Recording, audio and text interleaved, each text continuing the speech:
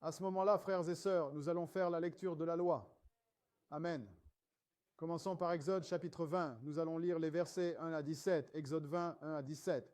Quand tu l'as, frère Marc, vas-y, Élie. Et Dieu parla, disant toutes ces paroles. Je suis le Seigneur, ton Dieu, qui t'ai fait sortir du pays d'Égypte, de la maison de esclavage. Tu n'auras pas d'autre Dieu devant moi. Tu ne te feras point d'image taillée ou de représentation quelconque de ce qui est au ciel en haut ou de ce qui est sur la terre, dessous ou dans les eaux sous la terre. Tu ne te prosterneras pas devant elles et tu ne les serviras pas, car moi, le Seigneur, ton Dieu, je suis un Dieu jaloux, punis l'iniquité des pères sur les enfants jusqu'à la 3e et la 4e génération de ceux qui me haïssent, et montrant miséricorde à des milliers de ceux qui m'aiment et gardent mes commandements. Tu ne prendras pas le nom du Seigneur ton Dieu en vain, car le Seigneur ne laissera pas impuni celui qui prend son nom en vain. Souviens-toi du jour du sabbat pour le sanctifier. 6 jours tu travailleras et tu feras tout ton ouvrage, mais le 7e jour est le jour du sabbat de l'Éternel, ton Dieu. Tu ne feras aucun travail, ni toi, ni ton fils, ni ta fille, ni ton serviteur, ni ta servante, ni ton bétail, ni l'étranger qui est dans tes portes. Car en 6 jours le Seigneur fit le ciel et la terre, la mer et tout ce qui s'y trouve, et se reposa le 7e jour. C'est pourquoi le Seigneur bénit le jour du sabbat et le sanctifia. Honore ton père et ta mère, afin que tes jours se prolongent sur la terre que le Seigneur ton Dieu te donne. Tu ne tueras point, tu ne commettras point d'adultère, tu ne voleras point, tu ne porteras point de faux témoignages contre ton prochain, tu ne convoiteras pas la maison de ton prochain, tu ne convoiteras pas la femme de ton prochain, ni son serviteur, ni sa servante, ni son bœuf, ni son âne, ni quoi que ce soit qui appartienne à ton prochain. Maintenant, passons à l'Ecclésiaste chapitre 12. Nous allons lire les versets 13 et 14. Ecclésiaste 12, versets 13 et 14. Allez-y et lisez. Écoutons la conclusion de toute l'affaire. Crains Dieu et garde ses commandements, car c'est là tout le devoir de l'homme. Car Dieu amènera chaque œuvre en jugement, avec chaque chose cachée, qu'elle soit bonne ou mauvaise. Maintenant, allons à Apocalypse chapitre 22. Nous allons lire les versets 14 et 15. Apocalypse 22, 14 et 15. Quand tu es prêt, Marc, vas-y et lis. Heureux ceux qui font ses commandements, afin d'avoir droit à l'arbre de vie et d'entrer par les portes dans la ville, car dehors sont les chiens, les sorciers, les impudiques, les meurtriers, les idolâtres, et quiconque aime et pratique le mensonge. Très bien, remercions Dieu pour la lecture de la loi. Frères et sœurs, juste un mot rapide sur la loi. La plupart des personnes qui se disent chrétiennes aujourd'hui ne comprennent pas que la loi qui a été clouée à la croix était la loi des sacrifices d'animaux. Cette loi a été ajoutée à l'Ancien Testament. Et quand Jésus est mort sur la croix, il a mis fin à cette loi. Mais nous devons toujours respecter ses commandements, n'est-ce pas? Absolument, frère. D'accord. C'est un plaisir de se tenir devant vous tous le jour du sabbat du Seigneur, frères et sœurs. Amen. D'accord? Alors, frères et sœurs, nous allons faire ce que nous faisons ici, à the Israel of God. Nous allons commencer la leçon. D'accord? Donc, la première chose que je veux faire, c'est me présenter pour ceux qui ne me connaissent pas. Je m'appelle frère Marcus, et la lecture pour nous aujourd'hui est faite par mon cher frère Marc. Je veux que vous sachiez quelque chose. Il est le grand Marc et je suis le petit Marc, juste pour que vous sachiez. Donc, si vous avez un problème, vous devez d'abord le gérer avec lui, d'accord? Mes frères et sœurs, le titre de la leçon est Jésus, mon Dieu, mon Sauveur, mon frère et mon roi. Alors, pourquoi ai-je formulé cela ainsi? Parce que nous savons qu'il n'est le Dieu personnel ni le Sauveur personnel de personne, n'est-ce pas? Mais le mot « mon » est un possessif. Il montre la possession, n'est-ce pas?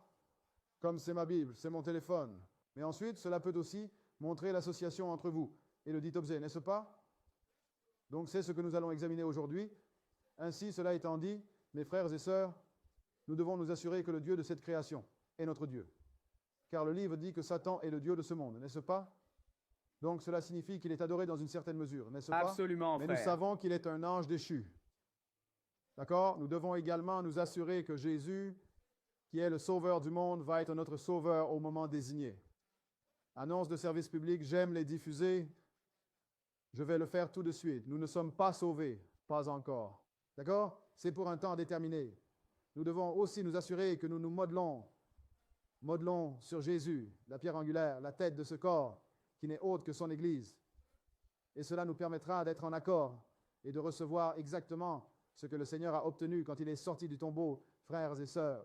Et ensuite, nous devons également nous assurer que nous nous qualifions pour être des participants actifs.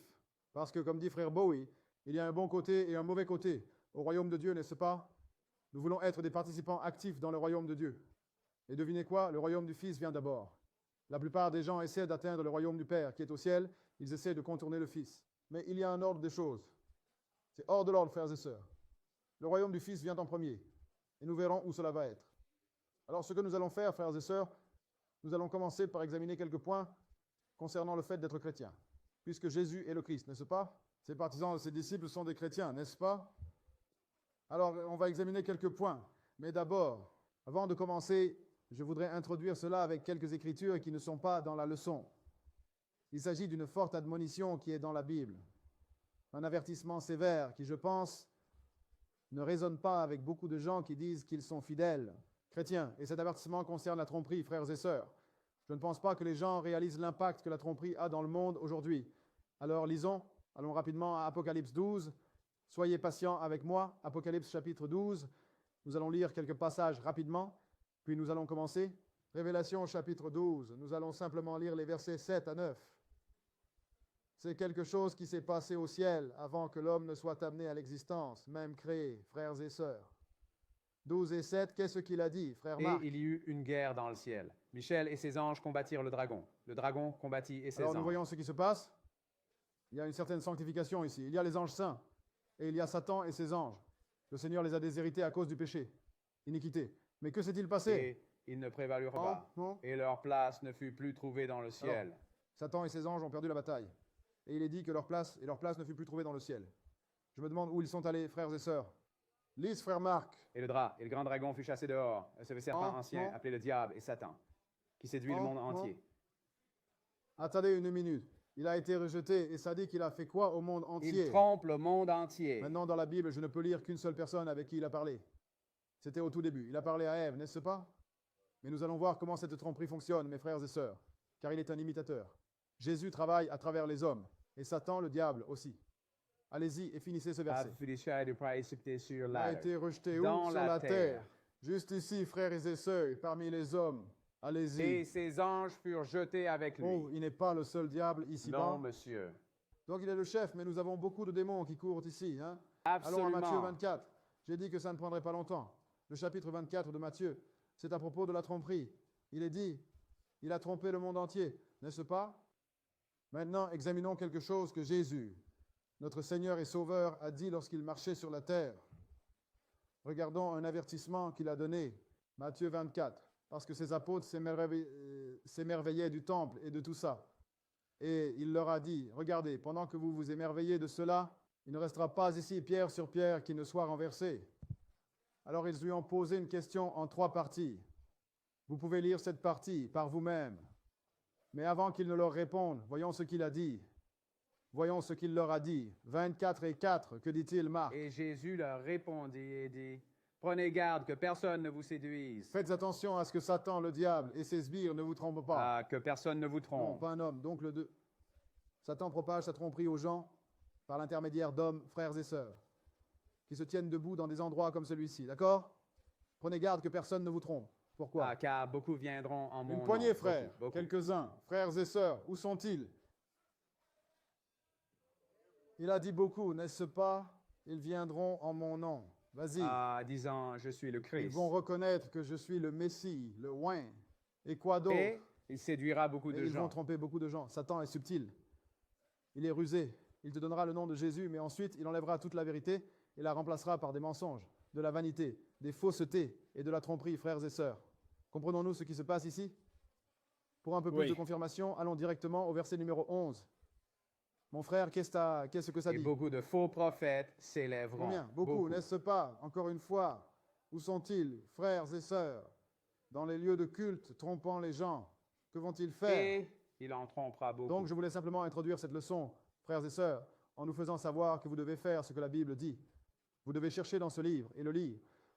Vous devez aller dans les 2 testaments. Peu importe si vous parlez des prophètes ou des apôtres. Nous sommes construits sur la fondation des 2 groupes d'hommes. Et Jésus est celui qui les a tous inspirés. Donc, si nous sommes familiers avec la parole et que nous connaissons les instructions de Dieu, il sera difficile de nous tromper, n'est-ce pas? Oui. C'est tout ce que je voulais dire. Maintenant, allons-y, tout le monde. D'accord? Maintenant, ce que nous allons faire ici, frères et sœurs. Encore une fois, puisque Jésus est Christ et que nous sommes ses disciples, regardons quelques points que la Bible mentionne concernant notre rôle en tant que chrétiens, ses disciples. D'accord? Aujourd'hui, nous allons découvrir qui est l'Église. D'accord? Est-ce que cette Église croit ce qu'ils ont fait? Et si c'est acceptable ou non pour nous de suivre des chemins différents. Je suis chrétien, tu es chrétien. Tu y vas le dimanche, je viens le jour du sabbat. Nous allons découvrir aujourd'hui si c'est correct selon la Bible, si c'est acceptable. D'accord? Encore une fois, ne vous fâchez pas contre moi. Je suis le messager aujourd'hui. C'est grand Marc là-bas. Vous devez passer par lui en premier. D'accord? Actes chapitre 11. Regardons cela, frères et sœurs. Nous allons commencer au verset 19, parce qu'il est arrivé quelque chose à ce frère Stephen qui était rempli du Saint-Esprit, de l'Esprit, de la parole du Seigneur. Il énonçait la lignée d'Israël. Et vous savez, comme les gens, quand ils manquent un an de connaissances, c'est le moment de se battre, n'est-ce pas? Alors ils ont fini par tuer Stephen. Donc, quand ils l'ont lapidé à mort, les croyants fidèles qui suivaient le Christ, qui étaient à Jérusalem, ont commencé à être dispersés un peu partout. D'accord? Ils sont sortis de Jérusalem et ont commencé à s'établir dans d'autres endroits. Regardons cela, frères et sœurs. Acte 11, commençons cela au verset 19, frère Marc. Quand tu l'as, vas-y et lis. Alors, ceux qui avaient été dispersés à la suite de la persécution survenue à propos de Stephen voyageaient jusqu'à Phénicie, Chypre, Antioche, prêchant la parole à personne d'autre qu'aux Juifs seulement. Et ça, Attendez une minute maintenant, ils ont été dispersés à Phénicie, Chypre et cet endroit appelé Antioche. Gardez cela à l'esprit, nous allons lire cela environ 3 fois. Mais il est dit qu'ils prêchaient la parole à personne d'autre, mais seulement aux Juifs. Frères et sœurs, Juifs, Israélites sont interchangeables, d'accord? Maintenant, sont-ils en train d'être préjugés? Sont-ils biaisés? Non, parce qu'à un certain moment, le Seigneur a donné cette directive. Car Israël est ses prêtres, la seule nation avec laquelle il a traité, la seule nation à qui il a donné sa parole. Alors il devait d'abord remettre ses prêtres en ordre, frères et sœurs, avant qu'ils puissent sortir et commencer à enseigner toutes les nations. Est-ce correct? Il prêchait uniquement aux Juifs. Je veux que nous prêtions attention à qui était ici. Et allez-y, lisez. Et certains d'entre eux étaient des hommes de Chypre et de Cyrène, Oui, qui, c'est lorsqu'ils ça. arrivèrent à Antioche, parlèrent aux Qu'ont-ils Grecs, fait? prêchant le Seigneur Jésus. Frères et sœurs, de soi de ça, le précédent a déjà été établi. Certaines personnes lisent cela et pensent que lorsqu'il parle des Grecs européens, n'est-ce pas?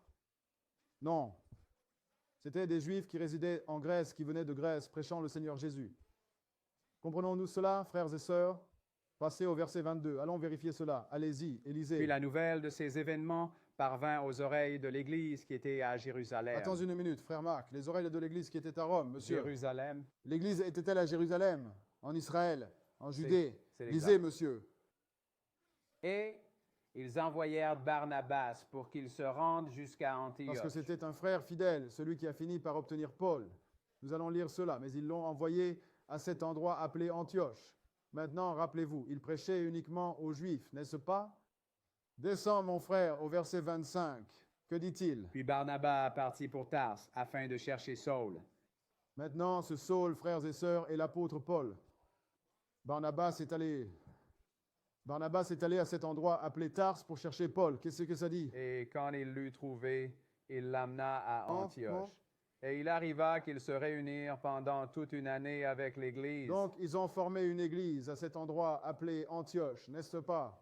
Il est écrit qu'ils se sont réunis pendant une année entière avec l'église, qui était uniquement Israël. Exactement. Vas-y, lis.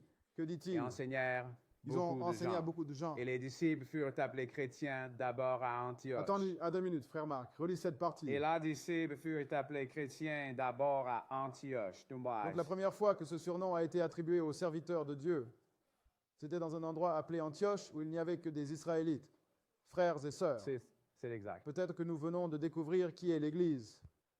Parce que Dieu a une Église, il n'y en a qu'une. Nous pouvons lire à propos de quelques autres dans ce livre. Frères et sœurs, synagogue de Satan. Qu'est-ce que le livre dit? Ces gens qui sont en Israël en ce moment, il dit que Ne le ils sont prétendent pas, être c'est juifs exact. et ne le sont pas, mais mentent. Ensuite, il y a une autre église appelée la mère des prostituées, mystère, Babylone la Grande, d'accord? Je vais juste vous faire savoir, c'est l'église catholique romaine. Il dit que ces églises sont également ici, mais Dieu n'a absolument rien à voir avec elles. Ce ne sont pas ces églises. Nous venons de découvrir qu'Israël est son église. Frères et sœurs, si vous avez soif, vous devez savoir où aller chercher cette eau. Vous devez savoir où se trouve le puits, n'est-ce pas? Et nous parlons spirituellement, n'est-ce pas? L'eau de la parole. Mais il est dit que pendant une année entière, ils se sont assemblés avec l'Église. Ils ont enseigné beaucoup de gens.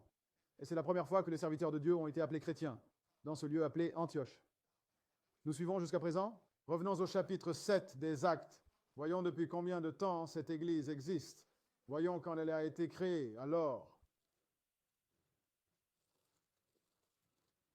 Actes chapitre 7, nous allons lire 2 versets ici. Ces lumières sont chaudes. Je vois de quoi parle frère Boyd. Actes chapitre 7. Nous allons le reprendre au verset 37. Que dit-il, Marc? C'est ce Moïse qui a dit aux enfants d'Israël, « Le Seigneur, votre Dieu, suscitera pour vous un prophète parmi vos frères, comme moi. C'est lui que vous écouterez. » Donc, cela parle de Moïse et des enfants d'Israël. La Bible est très spécifique. Ai-je raison? C'est l'exact. Ce prophète parle de Jésus car il y a des parallèles entre Jésus et Moïse. Vous savez, nous avons une leçon qui le montrera. Mais nous ne traitons pas de cette partie aujourd'hui. Mais nous parlons de Moïse et des enfants d'Israël. Verset 38, monsieur. C'est lui qui était dans l'église dans le désert. Attends, Marc, non. C'est lui qui était dans quoi, mon frère? Dans l'église dans le désert. Dans l'église où? Dans le désert. Frères et sœurs, il n'y avait pas de bâtiment dans le Non, désert. monsieur. Que se passe-t-il ici? Non, monsieur. Cet endroit, nous l'appelons le sanctuaire, n'est-ce pas? Mais devinez qui est l'église? Vous et moi, la congrégation des gens. Ils vivaient sous des tentes dans le désert. Mais il y avait une église. N'avons-nous pas juste lu cela? C'est ce Moïse, n'est-ce pas? Il était dans l'église dans le désert.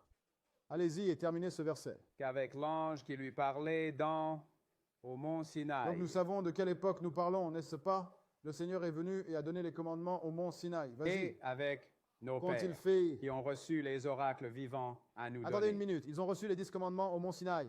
Ai-je raison? Le Seigneur a sanctifié le peuple, leur a dit d'être prêts pour le 3e jour. Et il est venu et a prononcé les 10 commandements. Donc les oracles vivants sont les réponses, frères et sœurs, qui vous donneront la vie si vous persistez. Si vous les suivez, allez au chapitre 3 de Romains par vous-même. La question a été posée. Quel avantage donc le juif a-t-il? C'est le Nouveau Testament maintenant. C'est l'exact. Musulmans, eh bien, attendez, c'est la propriété de la circoncision. La réponse a été en tout point, principalement parce qu'à eux et à eux seuls ont été confiés les oracles de Dieu. Comprenons-nous, frères et sœurs? Continuons. Allons à 1 Thessaloniciens. 1 Thessaloniciens chapitre 2. Parce que, d'accord, nous venons de voir que l'Église a commencé dans le désert. Le Seigneur a fait sortir Israël d'Égypte, n'est-ce pas? Ils sont allés dans le désert. Ils ont reçu les commandements. Mais devinez quoi, frères et sœurs? Ce n'est pas parce qu'Israël est la nation de prêtres, Israël est l'Église, que cela signifie que le salut est uniquement pour Israël. Devinez qui est sorti d'Égypte avec Israël, frères et sœurs? Une multitude mixte. Le Seigneur a-t-il dit, parle aux enfants d'Israël et à une multitude mixte parmi eux. Il n'a pas dit ça, n'est-ce pas? Il a dit, parle aux enfants d'Israël en disant, blablabla, n'est-ce pas? Donc, si c'est le cas, le message n'était pas seulement pour Israël, mais aussi pour les autres nations qui étaient parmi eux. Pour qu'ils puissent devenir quoi, frères et sœurs? Israël spirituel. C'est exact. Nous devons devenir Israël spirituel, vous comprenez? Absolument. Voyons si quelque chose a changé. C'est après l'ascension de Jésus. Il est de retour au ciel, d'accord? C'est Paul maintenant. Il a commencé son ministère. Il voyage. Il parle aux Thessaloniciens. Voyons si quelque chose a changé pendant cette période. En Thessaloniciens, le 2e chapitre. Nous allons commencer au verset 13. C'est Paul dans la lettre qu'il a écrite aux Thessaloniciens. Frères et sœurs, ils sont gentils ou européens, d'accord? Verset 13. Marc, qu'est-ce que ça dit? Pour cette raison, nous remercions aussi Dieu sans cesse, parce que lorsque vous avez reçu la parole de Dieu que vous avez entendue de nous, la parole de Dieu que vous avez entendue de nous. Paul, l'apôtre, l'Israélite hébreu. D'accord? Vas-y, lis. C'est exact. Vous l'avez reçue non comme la parole des hommes, mais comme elle est en vérité. La parole de Dieu qui agit efficacement aussi en vous qui croyez. Car vous, frères, vous êtes devenus des imitateurs des églises de Dieu qui sont en Judée ou en Christ Jésus. Vous, frères, êtes devenus les imitateurs des églises de Dieu qui sont à Rome ou en Christ Jésus. En Judée. Dis-je manqué quelque chose? C'est après que Jésus est retourné au ciel, non? C'est l'exact. Tu veux dire qu'Israël est toujours l'Église? C'est l'exact. C'est ce que nous découvrons, frères et sœurs. Et c'est le problème dans le monde aujourd'hui. Les gens ne savent pas où trouver cette parole. D'accord? Les nouvelles, écoutez, annoncent. Tous les auteurs de ce livre sont des Israélites hébreux. tous les prophètes, tous les apôtres. Quand Jésus est apparu, nous allons le voir aujourd'hui, il était un Israélite hébreu dans la chair. Encore une fois, ce n'est pas être préjugé ou biaisé. C'est juste une question de fait. Nous devons connaître l'ordre des choses pour nous mettre sur la bonne voie, n'est-ce pas, frères et sœurs? Car vous avez souffert les mêmes choses de la part de vos compatriotes, tout comme ils l'ont fait des Juifs. Alors Paul a dit, regardez, quand vous vous êtes convertis, vous avez commencé à avoir des problèmes avec vos propres frères et sœurs, tout comme nous le faisons avec les Juifs, n'est-ce pas? Ils étaient dispersés.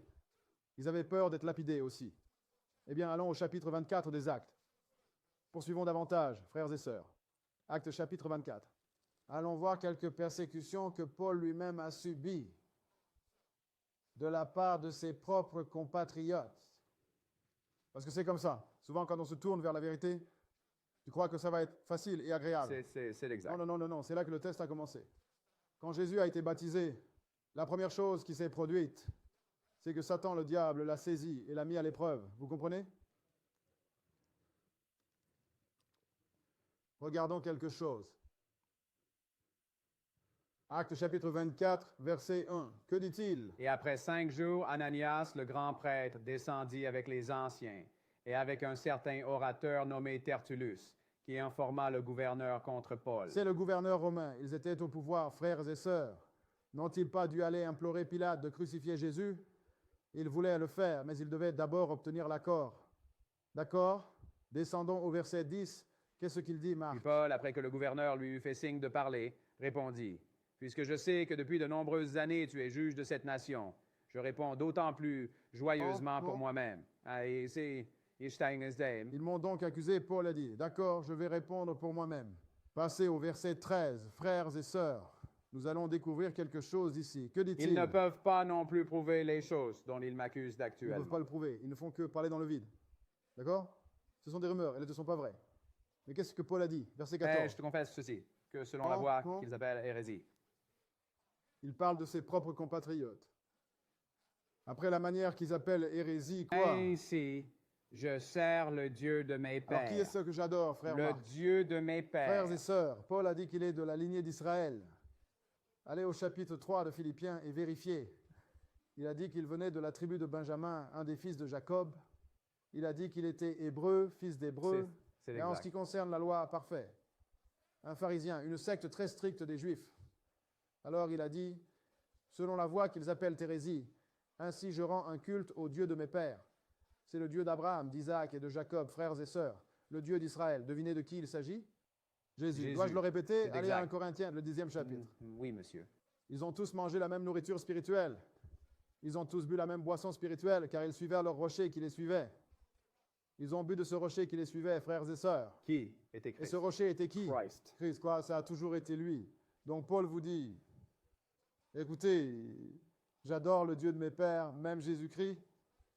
Et que croyait Paul, mon frère? Croyant toutes les choses qui sont écrites dans la loi et dans les Croire prophètes. certaines choses. Toutes Toutes les choses qui sont écrites où, mon dans frère? la loi et dans les Qu'est-ce que prophètes. c'est, les amis? Ancien Testament. De la Genèse à Malachie. C'est exact, Ceci est c'est Actes, exact. c'est le Nouveau Testament. Paul dit qu'il croit en la loi et dans les prophètes. Pourquoi faisons-nous des différences entre ces groupes d'hommes aujourd'hui, frères et sœurs? Le livre des psaumes dit, « Le Seigneur a donné la parole, et grande est la multitude de ceux qui la publièrent. Mais c'est lui qui a tout inspiré. » Paul vient de vous dire qu'il croyait tout ce qui est écrit dans la loi et dans les prophètes. Eh bien, allons voir le Seigneur quand il est venu dans la chair.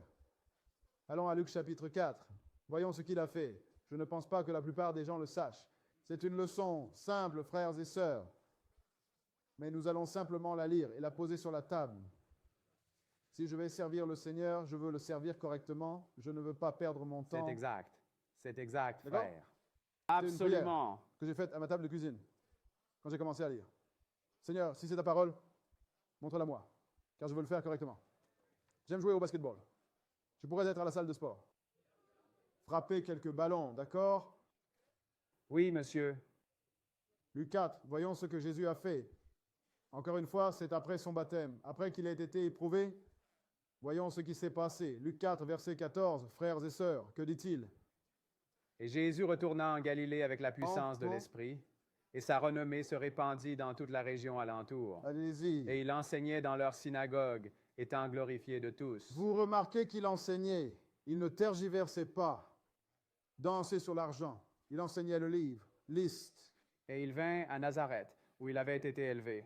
Et Et comme qu'a-t-il c'était sa fait? coutume, Comme il le faisait parfois, Et comme c'était frère sa Marc, quand il coutume. en avait envie. et comme c'était sa coutume, Lis le verset. et comme c'était sa Vous savez ce que coutume, ça veut dire, n'est-ce pas? Tout le temps. Commencez à nouveau par le début. Allez-y. Vous m'avez rendu enthousiaste et il ici. vint à Nazareth, où il avait été élevé. Non. Et comme c'était son Qu'est-ce qu'il habitude, a fait? il entra dans la synagogue le jour du Il sabbat. est allé à la synagogue Le le jour du dimanche. sabbat. De qui parlons-nous ici, vous tous? C'est Jésus-Christ, n'est-ce pas? Il est allé à l'église le jour du sabbat, le 7e jour de la semaine. Et qu'a-t-il fait? Et il se leva pour lire. Encore une fois, il n'a pas crié et hurlé. Il s'est levé pour lire. Que s'est-il passé? Et on lui remit le livre du prophète Ésaïe. Le livre des Actes, frère. Et le livre du prophète Ésaïe. Pas Apocalypse. Ésaïe. Jésus a lu le prophète Ésaïe. C'est exact. Eh mec, c'est un peu bizarre, non? Laissez ses frères le raconter aujourd'hui. On lui remit le livre du prophète Ésaïe. Vas-y. Quand il eut ouvert le livre, il trouva l'endroit où il était écrit. Puis il a continué à lire certaines choses qui étaient des prophéties qu'il accomplissait à ce moment-là. Mais le point que je veux que nous voyons ici, frères, sœurs, c'est que Jésus, qui est le Christ, ceux d'entre nous qui disent être chrétiens, nous le suivons. Il est allé à l'église le jour du sabbat. N'est-ce pas ce que nous venons de lire? C'est C'est tout ce que je veux entendre. Continuons. 1 Corinthiens, le premier chapitre. Encore une fois, je veux savoir si tu peux servir le Seigneur comme tu veux. Non, monsieur. Disons quelque chose d'autre que Paul avait écrit. Encore une fois, nous examinons juste quelques aspects concernant notre marche en tant que chrétiens. Et écoutez, nous tenons juste un miroir aujourd'hui. Je ne juge personne, je ne cherche pas à culpabiliser qui que ce soit. Mais la parole est ce qu'elle est. La Bible dit, je suis un guetteur, donc je dois vous avertir de la part de Dieu. Je ne peux pas vous mentir. Peu importe combien je vous aime, je dois être honnête. D'accord? Première épître aux Corinthiens, le premier chapitre. Nous allons reprendre au verset 9. 1 Corinthiens 1, verset 9. Qu'est-ce que ça dit, Marc? Dieu est fidèle, par qui vous avez été appelés à la communion de son Fils Jésus-Christ, notre Seigneur. Parce qu'il est la pierre angulaire principale. Vous devez vous aligner avec lui.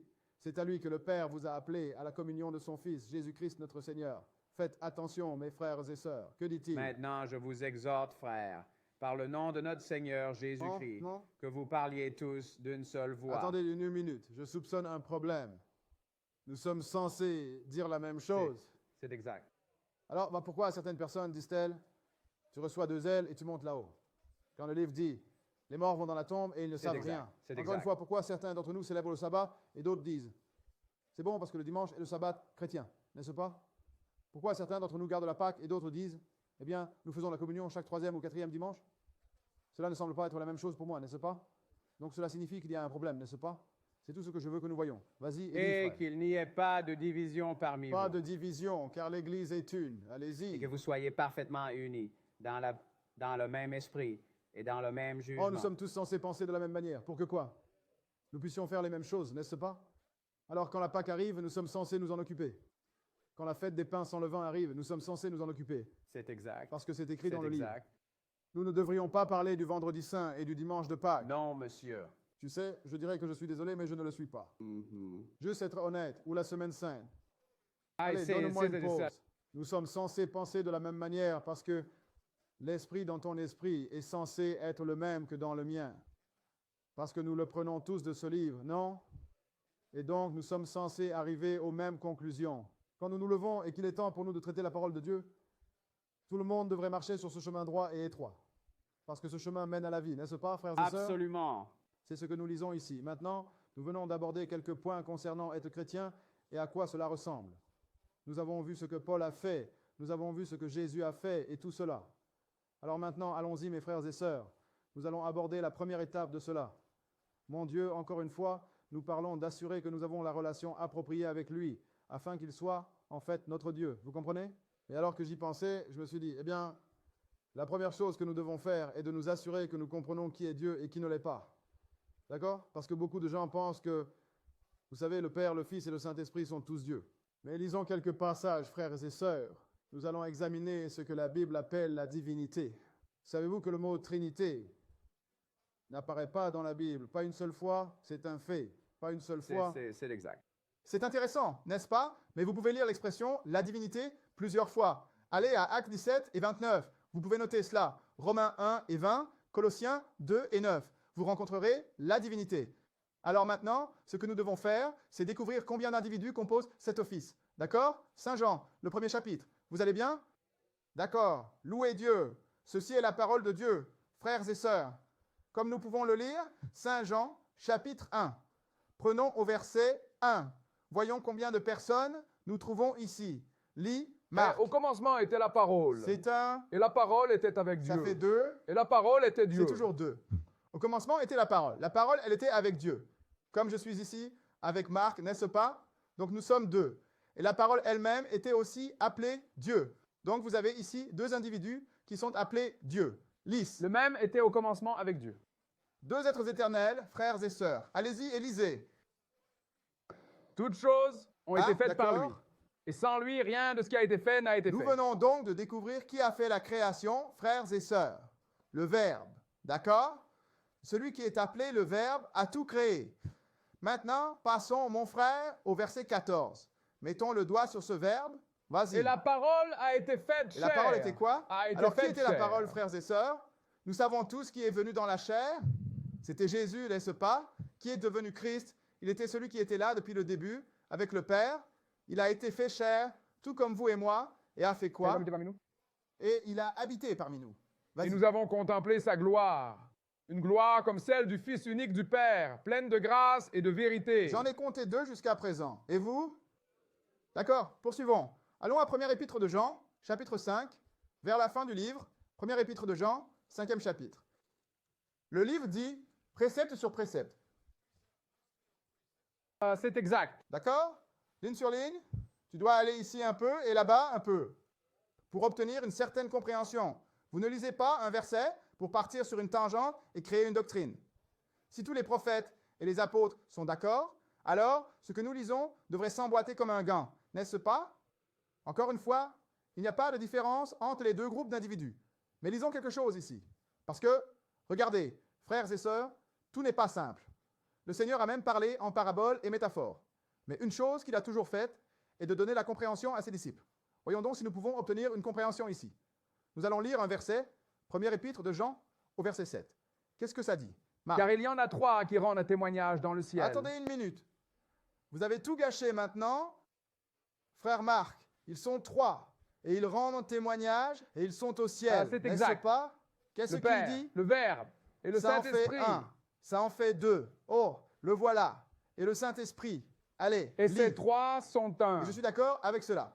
Mes frères et sœurs, il y a plus d'une façon d'être un. Quand c'est Jésus exact. est venu dans la chair, il a dit « Moi et mon Père sommes un ». Mais le Père est un être spirituel, assis sur le trône au ciel, quand il a dit cela. Il était le Fils de l'homme sur la terre. Donc il sait, nous savons qu'il ne disait pas qu'ils étaient du même type d'être à ce moment-là, n'est-ce pas? Donc ici, ils sont un. Mais nous devons découvrir comment. C'est ce que nous devons faire. Tu as le Père, tu as la parole. Nous les avons déjà identifiés dans les Écritures précédentes. Mais maintenant, nous devons découvrir qui est ce Saint-Esprit, car il est dit qu'ils témoignent tous, qu'ils sont tous au ciel et qu'ils ne font qu'un. Ai-je raison? Parce que devine quoi? En toute discrétion, nous ne faisons qu'un maintenant. C'est exact. Nous ne sommes pas tous des hommes, Absolument. Nous ne sommes pas tous des individus différents, mais nous sommes en accord, au même endroit, traitant la même chose en même temps, n'est-ce pas? C'est exact, Allez, frère. tout le monde, poursuivons ça. Apocalypse, premier chapitre. Apocalypse 1. Allez directement à l'Apocalypse, premier chapitre. C'est comme ça qu'on fait. Il faut se renseigner sur les choses. Il faut aller dans différents endroits. On ne peut pas se baser sur un seul verset. Tu vois? Il y en a 3 qui rendent un témoignage dans le ciel. Vous voyez, ça c'est la Trinité, juste là. Non, non. Nous allons découvrir de quoi il témoigne. Et qui d'autre a fini par témoigner et où il était?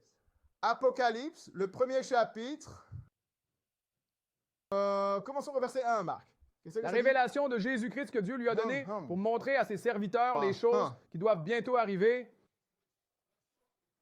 Alors, nous avons découvert quelque chose ici.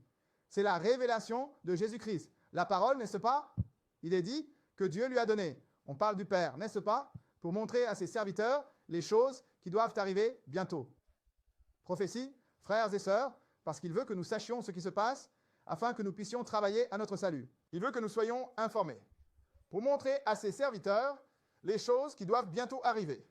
Allez-y et Et il lisez. l'a envoyé et signifié par son ange à son serviteur Jean. Voilà. Par qui, frère Marc? Par son ange. Par son ange. C'est un? Il est au ciel aussi, n'est-ce pas? Il n'a pas suivi Satan. Ah, c'est Donc, exact. il est saint aussi, n'est-ce pas? C'est exact. Nous allons découvrir que les anges sont des esprits, mes frères et sœurs. Et quel est le terme familier pour esprit? Fantôme. Fantôme. Parce que vous ne pouvez pas le voir, à moins qu'il ne veuille que vous le voyiez, n'est-ce pas? Alors nous venons de découvrir que c'est la révélation de Jésus, que le Père lui a donnée. Puis il l'a transmise à l'ange pour la signifier, ou la communiquer par son ange à son serviteur Jean. Ils sont 3 au ciel. Où est Jean, frères et sœurs? Sur la terre. Maintenant, voyons ce que Jean va faire, une fois qu'il recevra cette révélation. Vas-y. Qui témoigne de la parole de Attention Dieu. une minute, frère Marc. Il rend témoignage de quoi? De la parole Oh, de il Dieu. y a 3 qui rendent témoignage dans le ciel. Ils ne sont pas tous un seul individu. Ils rendent témoignage de la parole Ah, de c'est Dieu. exact. Frères et sœurs. Tous les 3 individus sont des êtres spirituels, mais tous les 3 ne sont pas Dieu. Tu as 2 qui constituent la tête de Dieu, comme nous avons lu, et il y en a un qui est un ange. 3 êtres spirituels, 2 fonctions différentes. Tout comme ma sœur, elle vit dans une maison avec mon neveu et leur chien. Tu as 3 êtres de chair et de sang dans la maison. Sont-ils tous humains? Vous Non. avez 2 êtres humains et un canin, n'est-ce Ah, pas? c'est exact. N'est-ce pas simple? Oui. Et ils sont tous un parce qu'ils vivent dans la maison. D'accord. Très Ils bien. pourraient le diriger. Parfois, la façon dont il, tu sais, agit. Je pense que le chien le dirige. Mais tu sais, c'est une autre histoire. Mais mon point est que ces 3 rendent témoignage de la parole de Dieu. Donc, une fois que l'ange l'a envoyé à Jean, il rend témoignage de la parole de Dieu. Et il est sur la terre, n'est-ce pas? Confirmons cela. Parce que les gens disent que, voyez, Jean était à l'endroit où il se trouvait. Parce qu'il était enfermé. Passe au verset 9. Frère, que dit le livre? Tu veux que je termine ça? Allez-y et finissez-le. Je suis désolé. Qui a rendu témoignage à la parole de Dieu et au témoignage de Jésus-Christ et à toutes les choses Donc, qu'il il a n'a vues. rien inventé. Il a juste reçu la parole et ensuite, il a enregistré ce qu'il a vu. Parce qu'il était en esprit au jour du Seigneur. Il a vu beaucoup de visions dans le ciel, frères et sœurs. Il a écrit ces choses, les choses que nous pouvons lire jusqu'à ce jour. Mais descendez au verset 9.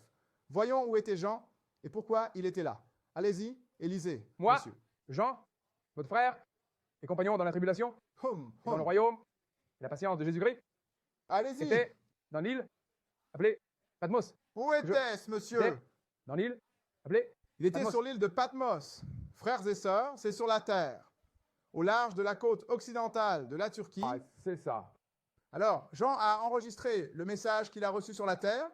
Allez-y et lisez. Terminez cela Pour la parole de pour Dieu. la parole de Dieu. C'est pourquoi il était là. Et Vas-y. pour le témoignage de Jésus-Christ. N'est-ce pas clair, mes frères et sœurs? Donc, nous avons 3 êtres spirituels. 2 sont Dieu. L'un est un ange. Ils sont tous au ciel, portant témoignage. Et une fois que l'ange a envoyé la parole à Jean, maintenant, il porte témoignage de la parole sur la terre. C'est simple, n'est-ce pas? Poursuivons plus loin. Allons au chapitre 1 des Hébreux. Assurons-nous de comprendre que le Saint-Esprit n'est pas Dieu.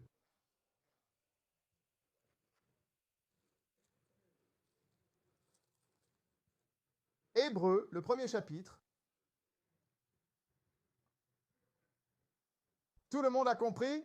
Nous allons commencer au verset 4, frères et sœurs.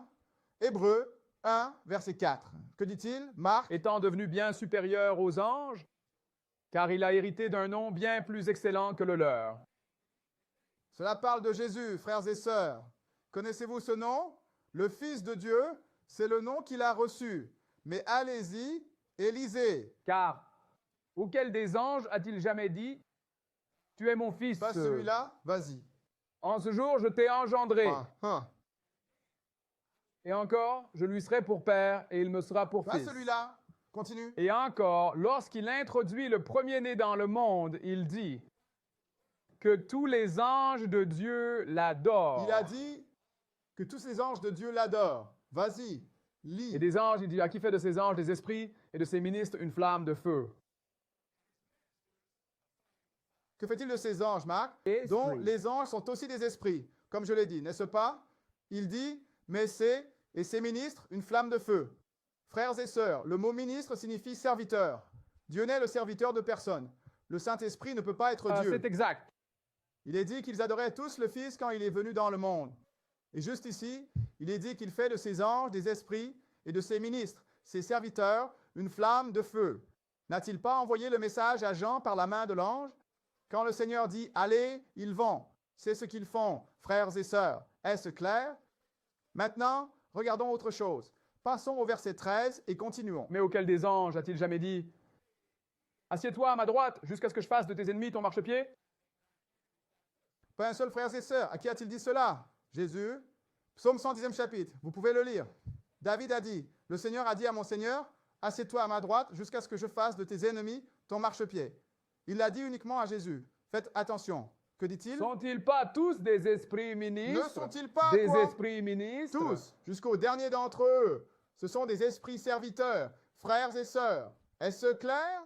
Que font-ils, frères? Envoyés pour servir ceux qui doivent hériter du salut. Oh, nous venons d'apprendre quelque chose, frères et sœurs. Ce sont des esprits serviteurs, mais il est dit qu'ils seront envoyés pour servir ceux qui hériteront du salut. De qui parle-t-on? Je me demande.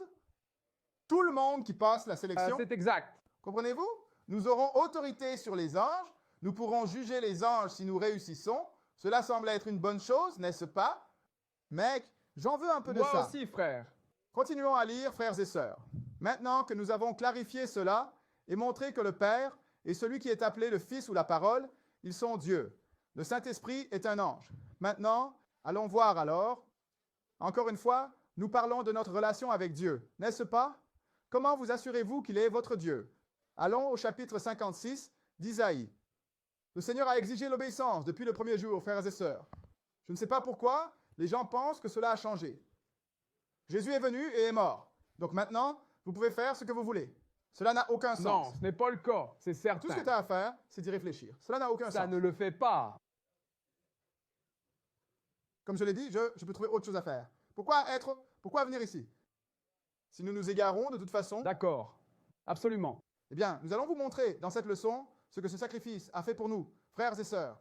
Et encore une fois, quelles sont nos responsabilités en conséquence? Eh bien, regardons cela. Ésaïe 56. Jésus n'a-t-il pas lu le livre du prophète Ésaïe? Faisons de même. Suivons notre maître. Ésaïe 56. Commençons au verset 1. Vas-y, Marc. Ainsi dit le Seigneur. Gardez le jugement et faites justice, car mon salut est proche de venir. Et ma justice a été révélée. Béni est l'homme qui fait cela, et le Fils de l'homme qui y tient, qui garde le sabbat sans le profaner, et garde sa main de faire tout mal. Allez-y, Élisée. Faites attention. Et que l'étranger qui s'est joint au Seigneur ne dise pas. Attention une minute, Marc. Le fils de l'étranger? Donc, nous parlons encore, par exemple, de cette multitude mixte qui était parmi Israël. Nous parlons simplement des non-israélites. Ce n'est pas un terme négatif. D'accord? Ne laissez pas le fils de l'étranger qui a fait quoi, s'est monsieur? joint au Seigneur. Alors, ils devaient faire quelque chose? Oui, ils le font. Ils ne sont pas automatiquement devenus ses serviteurs. Non, monsieur. Ils se sont attachés au Seigneur, n'est-ce pas? Nous donnons un petit aperçu de quelque chose, frères et sœurs. Allez-y, Élisée. Le Seigneur m'a totalement séparé de son peuple. Parlons d'Israël. Que l'eunuque ne dise pas, voici, je suis un Ah arbre bon? sec.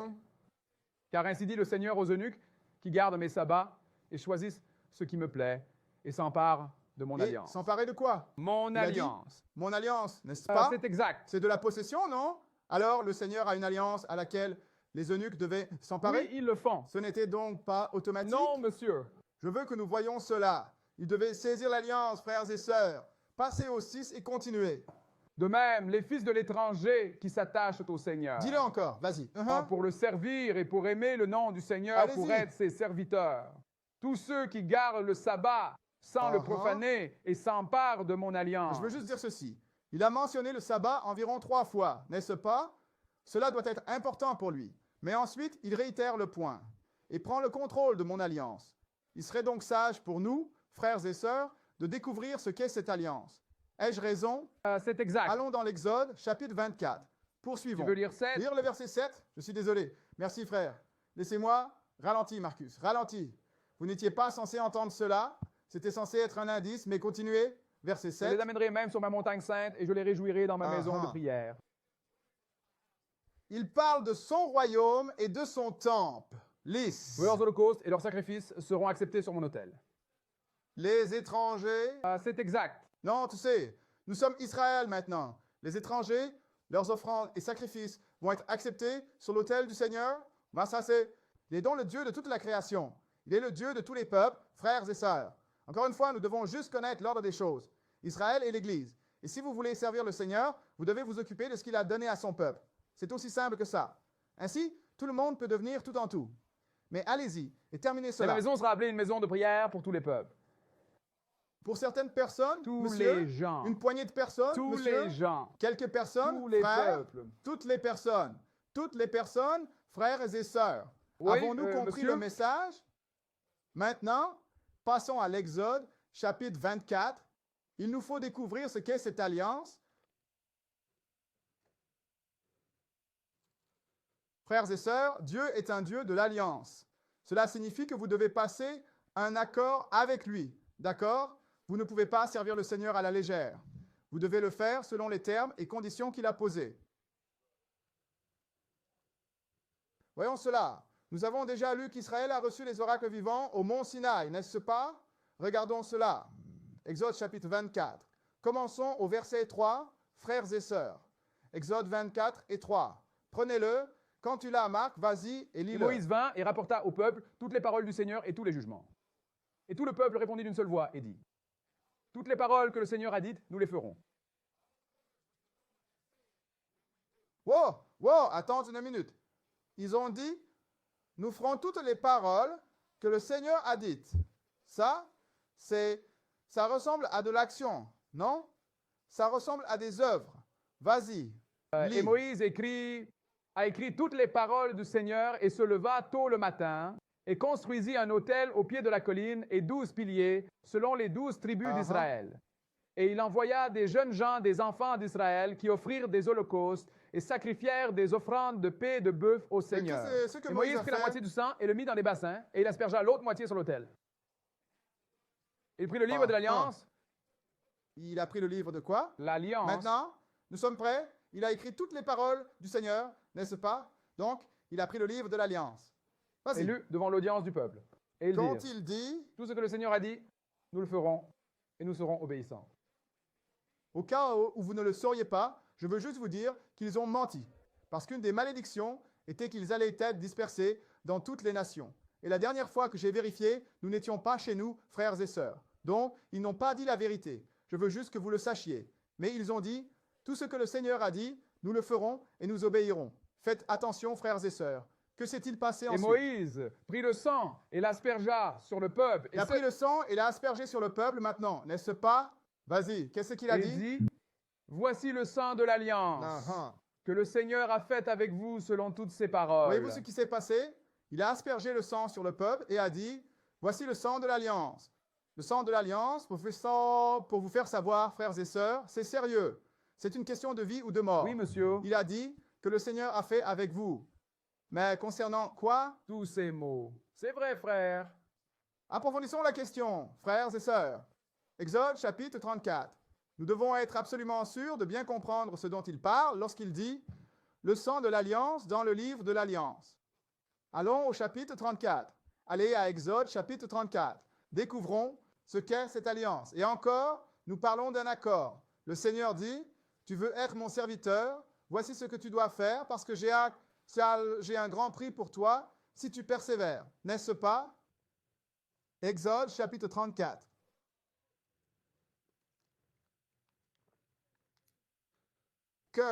Commençons au verset 27. C'est à ce moment-là que Moïse a dû remonter sur la montagne parce qu'il avait vu Israël se livrer à des réjouissances et agir de manière insensée en servant ce veau païen qu'ils ont demandé à Aaron de fabriquer. Vous savez, quand il a dit « je sauterai de cette grotte » comme si c'était sorti tout seul ou quoi. Mais c'était après cela. Il a dû remonter avec 2 autres tables de pierre. Et reprenons au verset 27. Qu'est-ce que ça dit, Marc? Et le Seigneur dit à Moïse, écris ces paroles. Car selon la teneur de ces paroles, j'ai fait une alliance avec toi et avec Israël. Vous voyez ça, frères et sœurs? Il a dit, selon la teneur de ces mots particuliers, j'ai fait une alliance avec vous et avec Israël. Continuez à lire. Il était là avec le Seigneur, 40 jours et 40 nuits. Il ne mangea ni pain ni ne but d'eau. Et il écrivit sur les tables les paroles de l'alliance. Il a écrit sur les tables les paroles de l'alliance. Quels étaient-ils, mon frère? Les 10 commandements. Le quoi? Les 10 commandements. Attends une minute, je suis confus. Les 10 commandements sont l'alliance. C'est exact. Les paroles de C'est ce l'alliance. qu'ils ont accepté de faire. C'est exact. C'était une alliance de sang, Ah, n'est-ce c'est pas? exact. Je veux juste, vous savez, m'assurer que j'ai bien lu cela. C'est vrai, mon Alors, frère. l'alliance, l'accord qu'ils ont fait, quand ils se sont joints au Seigneur et ont saisi cette alliance dont nous lisons dans Isaïe, ils disaient, nous allons t'obéir et faire ce que tu as dit, Seigneur, selon ces 10 commandements, comme nous l'avons lu quand nous avons commencé. Comprenez-vous ce que nous lisons, frères et Ah, sœurs? c'est exact. Voilà ce avec quoi vous devez composer si vous voulez servir le Seigneur. Il impose les conditions et vous devez accepter de les accomplir. Comprenons-nous? Très bien. Passons maintenant à autre chose. Observons mon Sauveur. Parce que nous allons vous montrer qu'il y a toujours une alliance de sang en existence et tu dois toujours respecter les commandements, les mêmes 10 dont nous venons de parler. Et devine quoi? Les 10 commandements sont au cœur de l'alliance, mes frères et sœurs, mais nous vivons de toute parole qui sort de la bouche de Dieu. Ah, c'est exact. Alors, il leur a donné la loi alimentaire. Il leur a dit de garder la Pâque et tous les jours de fête et tout. Nous devons toujours nous occuper de ces choses, frères et sœurs. Cela n'a pas changé. Nous allons vous montrer ce qui a changé. Mais passons à Zacharie chapitre 9, parce que Moïse a pris le sang des animaux, n'est-ce pas? Et il a dit, ceci est le sang de l'alliance que le Seigneur a faite avec vous et avec Israël. Regardons quelque chose. Zacharie chapitre 9. Nous allons commencer au verset 9. Zacharie 9, verset 9. Que dit-il, Marc? Réjouis-toi grandement, ô filles de Sion. Crie de joie, ô filles de Jérusalem. Voici, ton Ouais. roi vient à toi. Il est juste et victorieux, humble et monté sur un âne, sur un ânon, le petit d'une ânesse. Frères et sœurs, vous pouvez aller au chapitre 21 de Matthieu et lire ce récit. C'était la prophétie. Et quand Jésus est venu dans la chair, il a fait exactement cela. Il est entré à Jérusalem sur un âne. Vous savez, il ne pouvait pas arriver sur un cheval blanc parce que le livre dit « sur un ânon, le petit d'une ânesse », n'est-ce pas? Donc il devait le faire exactement comme ça pour vous faire savoir. Quand il est apparu, c'était de moi qu'il s'agissait. D'accord? Passe au verset 11 et continue, mon frère. Quant à toi aussi, par le sang de ton alliance. Par quoi, monsieur? Par le sang de ton C'est alliance. le Père qui parle à Jésus. Quant à toi, par le sang de ton alliance. Vas-y, continue de Je lire. vais sortir par mes prisonniers de la fosse où il n'y a pas d'eau. Oh, donc c'est ce que le sacrifice de Jésus a fait. Il a sorti l'humanité de la fosse où il n'y a pas d'eau. Il ne nous a pas automatiquement sauvés, frères et sœurs. Alors, ce que cela dit spirituellement, c'est qu'à cause du péché d'Adam, le Seigneur a mis la mort sur la table. Mais ce que la plupart des gens ne comprennent pas, c'est que si vous mourrez dans votre péché, vous êtes sujet à mourir avec la Bible, parce que la seconde, la mort, c'est ce que nous essayons de contourner. C'est ce dont nous essayons d'être sauvés, aller à la seconde mort, ou ce que la Bible appelle aussi le lac de feu. Donc, ce que Jésus a fait, il a dit, je vous aime tellement. Vous savez ce que je vais faire? Je vais venir et mourir pour vous. Je vais goûter la mort pour vous, afin que vous puissiez faire ce que j'ai mis sur la table en termes d'obéissance à ma voix et de respect de mes commandements. Et vous pouvez me montrer que vous êtes digne de ce grand prix que j'ai pour vous à la fin. Comprenons-nous ce qu'il a fait, frères et sœurs? Il a fait en sorte que nous n'ayons pas à mourir la seconde mort. Il est établi que l'homme doit mourir une fois, cette mort naturelle. Vous ne pourrez peut-être pas l'éviter, mais devinez quoi? Nous allons lire. Tout n'est pas perdu, frères et sœurs. Mais je veux juste que nous voyions cela. C'était une alliance de sang qui nous a sorti la certitude absolue d'aller au lac de feu. C'est ce que son sang a fait. Allez-y et lisez, frères. Retournez à la forteresse, prisonniers de l'espoir. Prisonnier de quoi? D'espérance. Maintenant qu'il est venu et qu'il est mort, nous avons de l'espoir. Espoir de quoi, frères et sœurs? Du salut, de la vie éternelle pour que nous puissions être sauvés. Il nous a donné de l'espoir. Allez-y, lisez. Même aujourd'hui, je déclare que je te rendrai le double. Suivez-vous l'histoire, frères et sœurs. Allons à Hébreux, chapitre 10. Cherchons-le.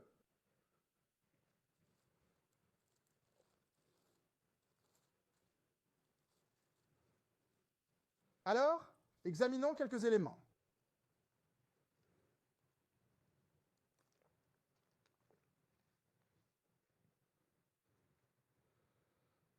Hébreux, chapitre 10. Nous allons commencer au verset 1, puis nous allons sauter. Hébreux 10 et verset 1.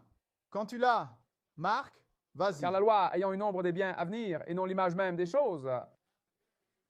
Voyez-vous, frère Marcus, la loi n'est qu'une ombre des bonnes choses à venir. Mais cela ne s'arrête pas là. N'est-ce pas, frères et sœurs? C'est exact. Il faut continuer à lire. Il faut découvrir de quelle loi il parle. ne Lis. peuvent jamais, avec ces sacrifices qu'ils offraient année après année, rendre parfaits ceux qui s'en approchent. Oh, ne peuvent jamais avec c'est quoi? Sacrifice. Sacrifice. Parce que, encore une fois, sous l'Ancien Testament, le Seigneur a institué le sacrifice animal. Tu sais quoi? Je vais mettre l'animal à ta place pour ne pas avoir à te tuer. Mais c'était temporaire, frères et sœurs. Ce n'était qu'une mesure provisoire, une exécution temporaire pour que vous n'ayez pas à mourir sur le coup. Comprenez-vous ce qu'il dit ici? Ah, c'est Donc exact. cette loi parle de la loi qui a été ajoutée, la loi du sacrifice animal. Sautez jusqu'au verset 4 et continuez. Car il n'est pas possible que le sang des taureaux et des boucs enlève le péché. Oh, donc ils n'ont pas enlevé ton péché. Comme je l'ai dit, cela t'a juste empêché de mourir c'est sur exact. le moment. En Allez, entrant dans le monde, il dit sacrifice et offrande, tu n'as pas voulu. Mais tu m'as formé un corps. Cela parle de Jésus et du Père. Le Père n'aimait pas les sacrifices d'animaux. Non, monsieur. Alors le Seigneur a dit, un corps tu m'as préparé. N'avons-nous pas lu que la parole a été faite chair et a habité parmi nous? C'est pour ça qu'il avait besoin d'un corps. Il était un être spirituel. On ne peut pas tuer un être spirituel.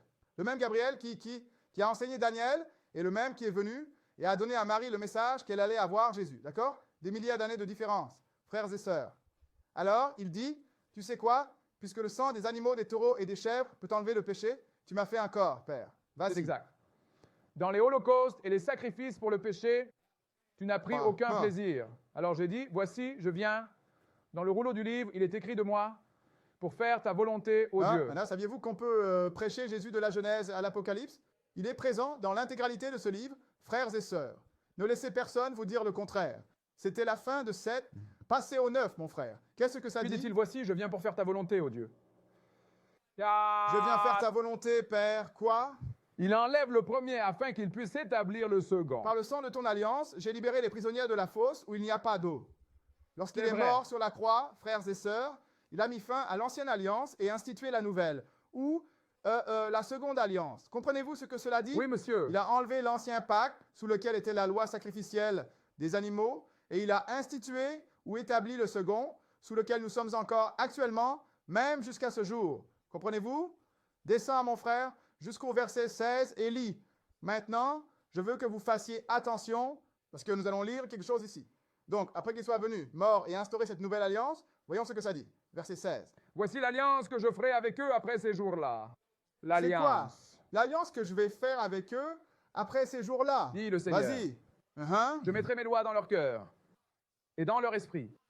Je les écrirai. Frères et sœurs, si la loi était terminée, si elle était clouée à la croix, pourquoi dans le monde le Seigneur parle-t-il de mettre la loi dans votre cœur et dans votre esprit, il va l'écrire? Autrement dit, dans le passé, ils écrivaient la loi sur des tables de pierre. Je l'ai fait, ou peu importe le cas.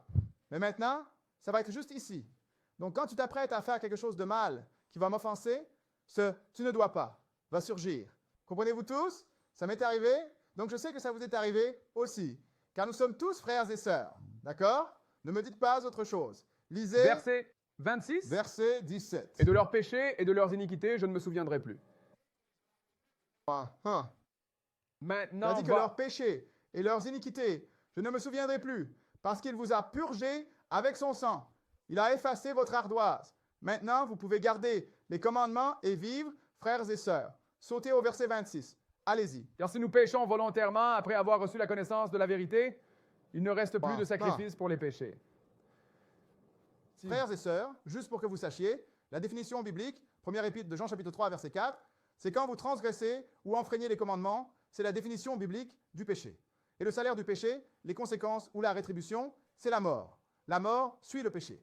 Donc cela dit que si vous péchez délibérément après avoir mieux compris, regardez, les animaux ne meurent plus pour vous, car j'ai mis fin à cette alliance, et je ne meurs qu'une seule fois. Je ne reviens pas pour continuer à mourir, parce que Jésus revient tout le temps pour c'est s'occuper exact. de l'homme. D'accord? Verset 27. Qu'est-ce qu'il Mais dit? une certaine attente effrayante du jugement et de l'indignation ardente qui dévorera les Il adversaires. s'agit du lac de feu, frères et sœurs, juste pour être clair. Donc si la loi n'existait plus, si elle était clouée à la croix, alors cela signifierait que vous ne pourriez pas pécher, n'est-ce pas? Comment pouvez-vous enfreindre quelque chose qui n'existe pas? Encore une fois, nous allons donner du sens, comme on dit, n'est-ce pas? Continuons, frères et sœurs. Allons au chapitre 26 de Matthieu. Tu veux finir de lire? Je m'emballe. Où en sommes-nous?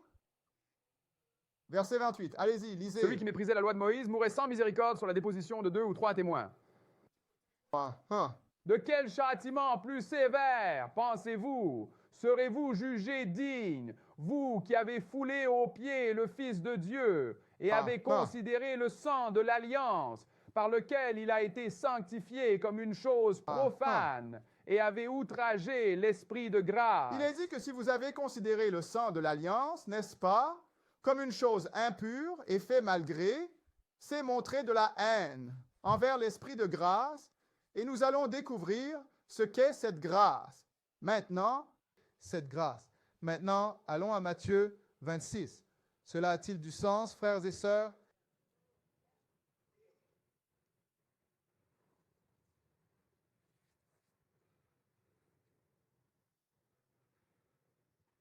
Matthieu 26.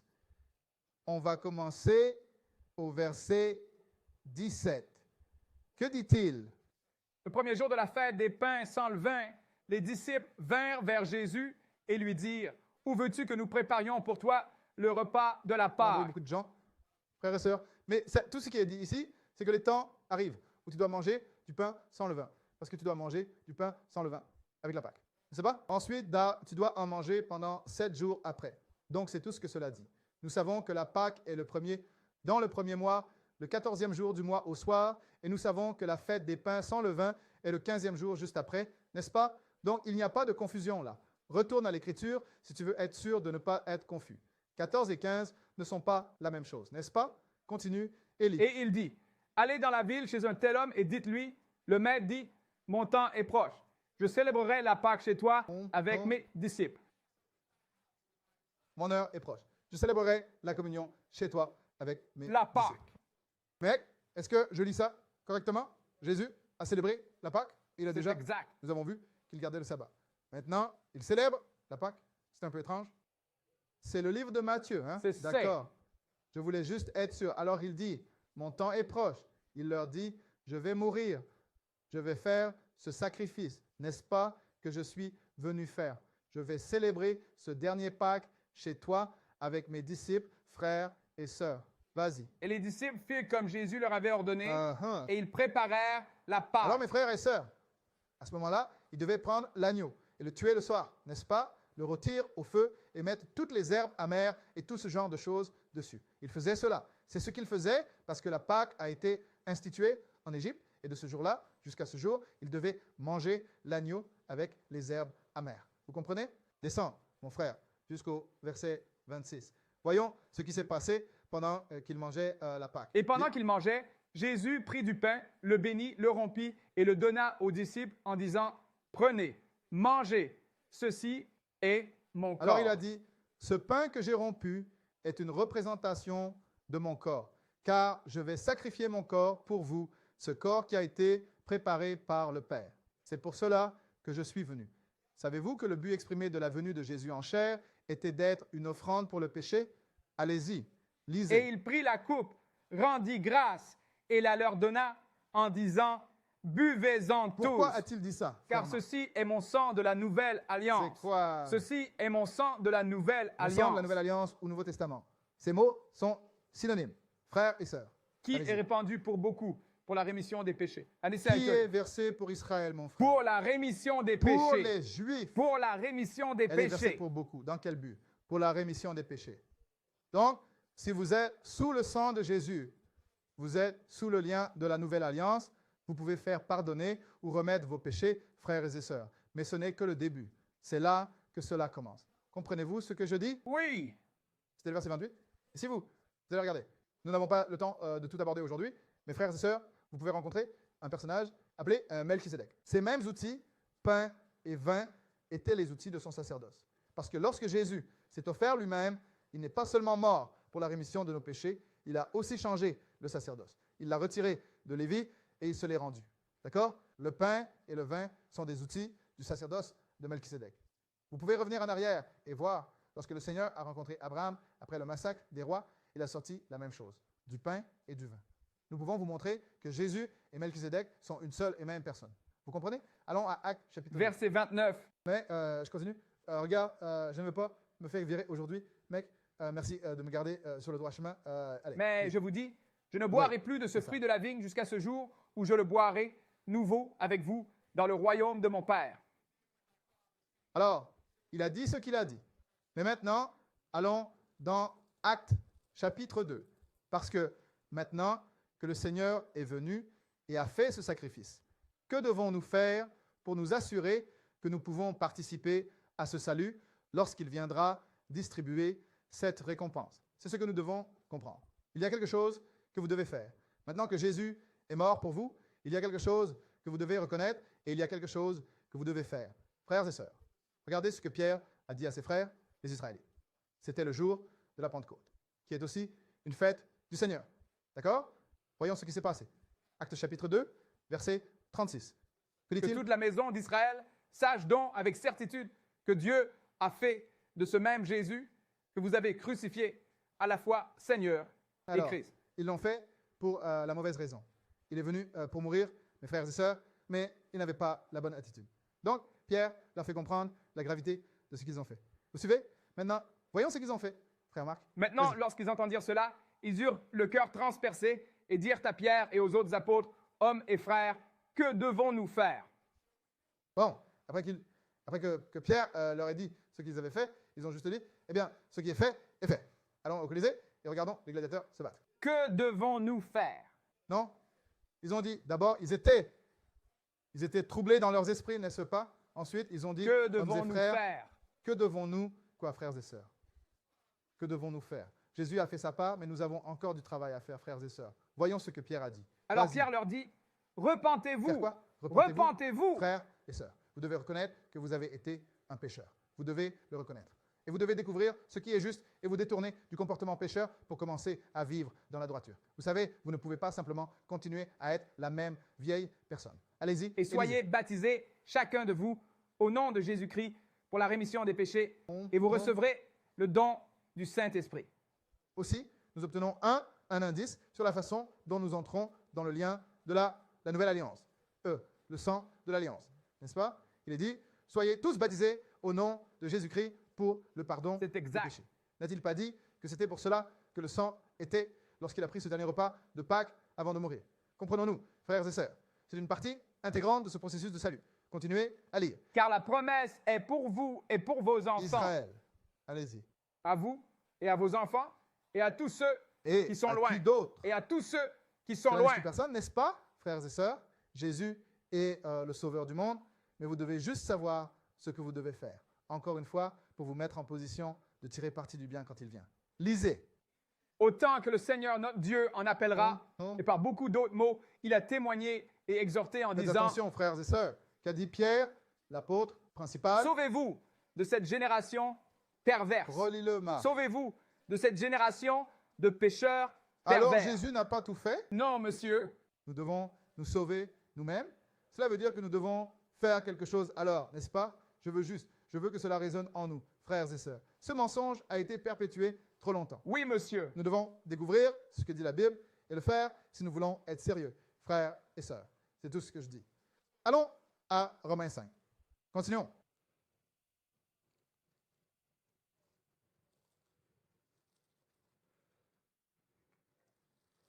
Nous lisons juste le livre. Je vais le redire. Si vous avez un problème, vous devez d'abord vous en occuper avec lui. Je te soutiens, Marc. Merci, frère. Romains, le 5e chapitre. Jetons un coup d'œil à certaines choses. Maintenant, Paul dit toujours beaucoup de choses. Nous allons décomposer cela. Romains 5, verset 1. Qu'est-ce que ça dit? Ainsi, Marc. étant justifiés par la foi, nous avons la paix avec Dieu par notre Seigneur Jésus-Christ, Donc, nous sommes justifiés par la foi, qui est la croyance. Allez-y. par lisez. qui nous avons aussi accès par la foi à cette grâce dans laquelle nous nous tenons et nous nous réjouissons dans l'espérance de la gloire de Dieu. Alors, frères et sœurs, je vais juste vous faire savoir quelque chose. La grâce est le sang de Jésus. D'accord? Cela a été donné gratuitement. Nous allons lire cela. Mais il est dit, nous avons accès par la foi à cette grâce dans laquelle nous nous tenons. Et si vous n'avez pas la foi, on peut vous lire que la foi, c'est plus que des paroles. La foi sans les œuvres est morte. N'est-ce pas ce que dit Jacques? Donc, si vous croyez en Dieu, alors vos œuvres devraient le démontrer. C'est D'accord? exact. Je vais vous donner une petite analogie. Disons que quelqu'un dit, tu sais quoi? je t'aime bien. Je vais t'offrir un séjour de 2 nuits, tous frais payés, dans cet hôtel de luxe au centre-ville de Chicago. Tu n'as pas à débourser un centime, gratuit. Mais vous devez descendre au hall avant 19 h pour obtenir cette carte d'accès à la chambre, n'est-ce pas? Et si vous n'arrivez pas à temps, la chambre est gratuite. Mais vous ne pouvez pas y entrer sans cette carte. Tu n'as pas la carte, tu n'entres pas dans la chambre. Donc si tu n'as pas la foi, tu ne peux pas te tenir dans la grâce. Comprenons-nous, frères et Oui, sœurs et monsieur. sœurs, la grâce est donnée gratuitement, mais tu dois y accéder par ta croyance et tu dois démontrer cette croyance par ce que tu fais, en obéissant à la voix du Seigneur et en gardant son alliance. Comprenons-nous? Home. Allez-y et lisez, frères. Commençons-nous. Quel verset était-ce? 2. Passe au verset 6. Car lorsque nous étions encore sans force en temps voulu, Christ est mort pour les impies. La C'est tout, force. les hommes. Le livre dit que tous ont été enfermés sous le péché. Personne n'est innocent. Donc, si vous vous croyez plus saint que les autres, vous vous mentez à vous-même. Allez, saute le 8, passe à 8. Allez. Mais lis. Dieu prouve son amour envers nous, en ce que lorsque nous étions encore pécheurs, Christ est mort pour nous. Et C'est de cela qu'il s'agit dans le chapitre 3 de Saint Jean, verset 15. Il a tellement aimé sa création, il a dit, je ne vais pas laisser un ange déchu défaire mon dessein. Tous ceux qui se montrent dignes recevront encore cette grande bénédiction que j'ai prévue pour tous les fidèles frères et sœurs. Vas-y et lis. À plus Marc. forte raison, étant maintenant justifiés par son sang, Oui. nous serons Oui. sauvés de la colère Nous par sommes lui. sauvés de la colère par Nous lui. serons sauvés de la colère Ça par va. lui. Passez le test, frères et sœurs, pour un moment désigné. Allez-y. Car si lorsque nous étions ennemis, nous avons été réconciliés avec Dieu par la mort de son Fils, à plus forte raison, étant réconciliés, nous serons sauvés par sa vie. Amanta. Oh, cela était le plan et le but depuis le premier jour. L'homme s'est perdu dès le tout début, frères et sœurs, dès le premier jour. Le Seigneur est en mission de réconciliation, de récupération et de rédemption. Oui, Comprenez-vous? monsieur. Nous avons été réconciliés, frères et sœurs, avec Dieu par la mort de son Fils. Mais il est dit, à plus forte raison, ayant été réconciliés, nous serons, je vais le dire encore, seront sauvés par sa vie. Allez à Lévitique, le 16e chapitre. Vous pouvez lire sur le jour des expiations. Il y avait 2 boucs, n'est-ce pas? L'un a été tué et l'autre a été relâché, n'est-ce pas? Ils représentent tous les deux Jésus, frères et sœurs. Il devait mourir, mais il devait aussi ressusciter des morts pour pouvoir porter les péchés de l'homme sur sa tête et les emporter et faire une expiation pour nous. Comprenez-vous ce que nous lisons ici? Allez-y et lisez, frères. Et non seulement cela, mais nous nous réjouissons aussi en Dieu par notre Seigneur Jésus-Christ, par qui nous avons maintenant reçu l'expiation. Par qui nous avons maintenant reçu le salut? L'expiation. Oh, nous avons reçu l'expiation. Encore une fois, il nous a sortis de la fosse où il n'y a pas d'eau, frères et sœurs. Maintenant, une expiation a été faite pour le péché. Vous êtes purs quand vous êtes sous le sang. Et C'est maintenant, exact. vous devez garder l'alliance, tout comme les frères et sœurs l'ont fait dans le désert. Tout ce que le Seigneur a dit, nous allons être obéissants. Quand vous vous faites baptiser au nom de Jésus, frères et sœurs, vous dites la même chose. C'est Vous comprenez? exact. Continuons. Éphésiens, chapitre Louez le Seigneur, frère. Enseigne, prêche cet évangile, frère. Éphésiens, chapitre 2. Oui, monsieur.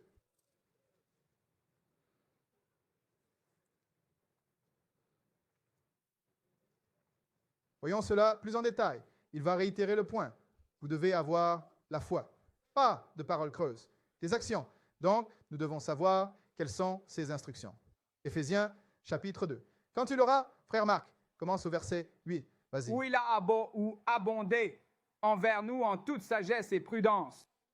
Éphésiens, chapitre 2. Oh, désolé. Prends ton temps. Je t'ai compris. Merci, frère. Apprécie cela. Nous ne sommes que de la chair, frère. Car c'est par la grâce que vous êtes sauvés, par le moyen de la foi. Et cela ne vient pas de vous. C'est le don de Dieu. Oh, c'est par grâce que vous êtes sauvés à travers la foi. Encore une fois, votre croyance. Et ce n'est pas de vous-même. Cela a été donné gratuitement par Dieu. Nous avons lu, Jésus a versé son sang pour la rémission des péchés du monde. Allez-y. Non par les œuvres, afin que personne ne se glorifie. Car nous sommes son ouvrage, créé en Jésus-Christ pour de bonnes œuvres, que Dieu a préparées d'avance afin que nous les pratiquions. Il est dit, ce n'est pas par les œuvres, afin que personne ne se glorifie. En d'autres termes, nous n'avons rien fait pour mériter la grâce qui a été donnée C'est ça, gratuitement. c'est ça. Le Seigneur a conçu ce plan et l'a mis sur la table pour nous.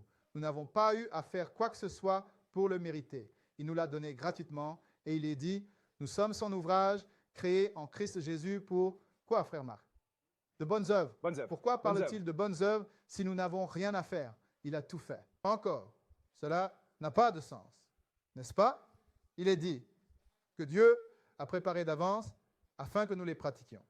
Ainsi, nous devons nous préoccuper de ce que nous faisons, frères et sœurs. Car clairement, il y a de bonnes œuvres et puis de mauvaises œuvres. Parce que pourquoi mentionnerait-il de bonnes œuvres s'il n'y avait pas d'alternative? N'est-ce pas? C'est ce que D'accord. nous essayons de mettre sur la table. Maintenant, allons à Saint Jean, le 5e chapitre. Vous allez bien, frères et sœurs? Louez le Seigneur. Saint Jean, chapitre 5. Nous essayons de montrer ce que nous devons faire pour nous assurer que nous pouvons être sauvés au moment voulu.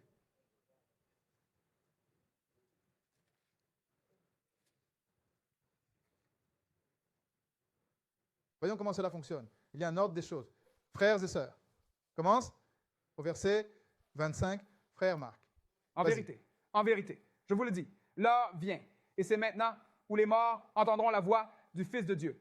Et ceux qui l'entendent vivront. Maintenant, dans ce verset, il parle principalement des morts spirituels, frères et sœurs. Il a dit qu'ils entendront la voix du Fils de Dieu, et ceux qui l'entendront vivront. Que faisait le Seigneur quand il choisissait ses apôtres? Quand un frère a dit « Laisse-moi d'abord aller enterrer mon père », qu'a dit le Seigneur? « Laisse les morts enterrer leurs morts. Suis-moi. » Maintenant, une personne physiquement morte ne peut rien faire, n'est-ce pas? Alors, il dit « laissez les morts spirituellement enterrer les morts physiquement. Viens avec moi. Je m'occupe des affaires de mon père. Et toi aussi, tu devrais l'être. » C'est ce qu'il dit. Vas-y, lis. Et comme le Père a la vie en lui-même, il a donné au Fils d'avoir la vie en lui-même. Et il lui a donné aussi le pouvoir d'exercer le Pourquoi jugement. cela? Allez-y. Parce qu'il est le Fils de Nous venons l'homme. de découvrir qui est le juge. Encore, s'il n'y a pas de loi et que cela signifie que nous n'avons pas à faire de travaux, quelle est la base de ce jugement qui va avoir lieu? Il est dit, le Père lui a donné à Jésus-Christ l'autorité d'exécuter le jugement parce qu'il est le Fils de l'homme. Il a porté cette chair et ce sang, frères et sœurs. Il sait intimement ce que nous affrontons chaque jour. Qui mieux pour te juger et me juger que quelqu'un qui a marché 1 kilomètre dans nos chaussures? C'est exact. C'est pourquoi on l'appelle le juge juste. Si vous finissez au mauvais endroit, vous le méritez. D'accord? Mais continuons à lire. Qu'est-ce que ça Ne dit? vous étonnez pas de cela, car l'heure vient où tous ceux qui sont dans les tombes entendront sa voix. Tous ceux qui volent dans le 3e ciel avec 2 ou 3 ou 4 ou 5. Dans les tombes. Dans les tombes. Combien? Tous. Tous ceux qui sont dans les tombeaux entendront sa voix, parce qu'il va les appeler et ils vont répondre, frères et sœurs. Tout ce que vous avez à faire, c'est d'aller à Ecclésiaste, le 9e chapitre, et lire le verset 10. Les morts vont au tombeau et ils ne savent rien, frères et sœurs. Ils sont inconscients de ce qui se passe dans le monde des vivants. D'accord? Mais que Et dit-il? sortiront. Et il descendra, frère. Et ils Qu'a-t-il sortiront. dit à Lazare?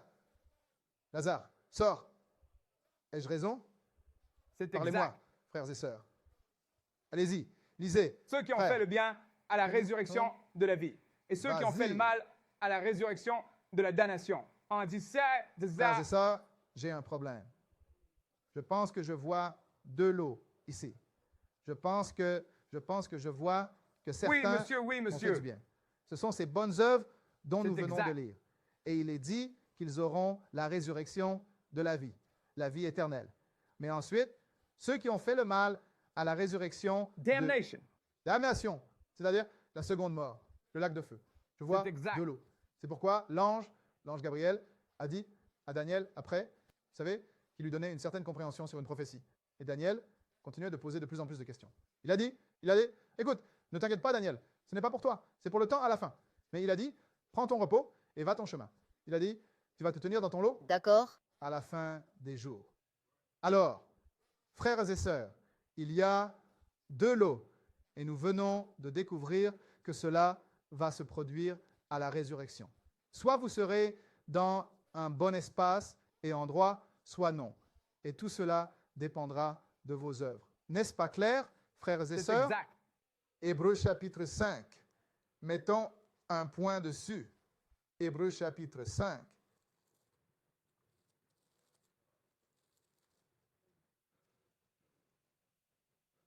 Voyons qui le Seigneur va sauver. Parce que nous nous avons lu, sera, et tout ce genre de choses, n'est-ce pas? Eh bien, voyons qui il va sauver au moment prévu.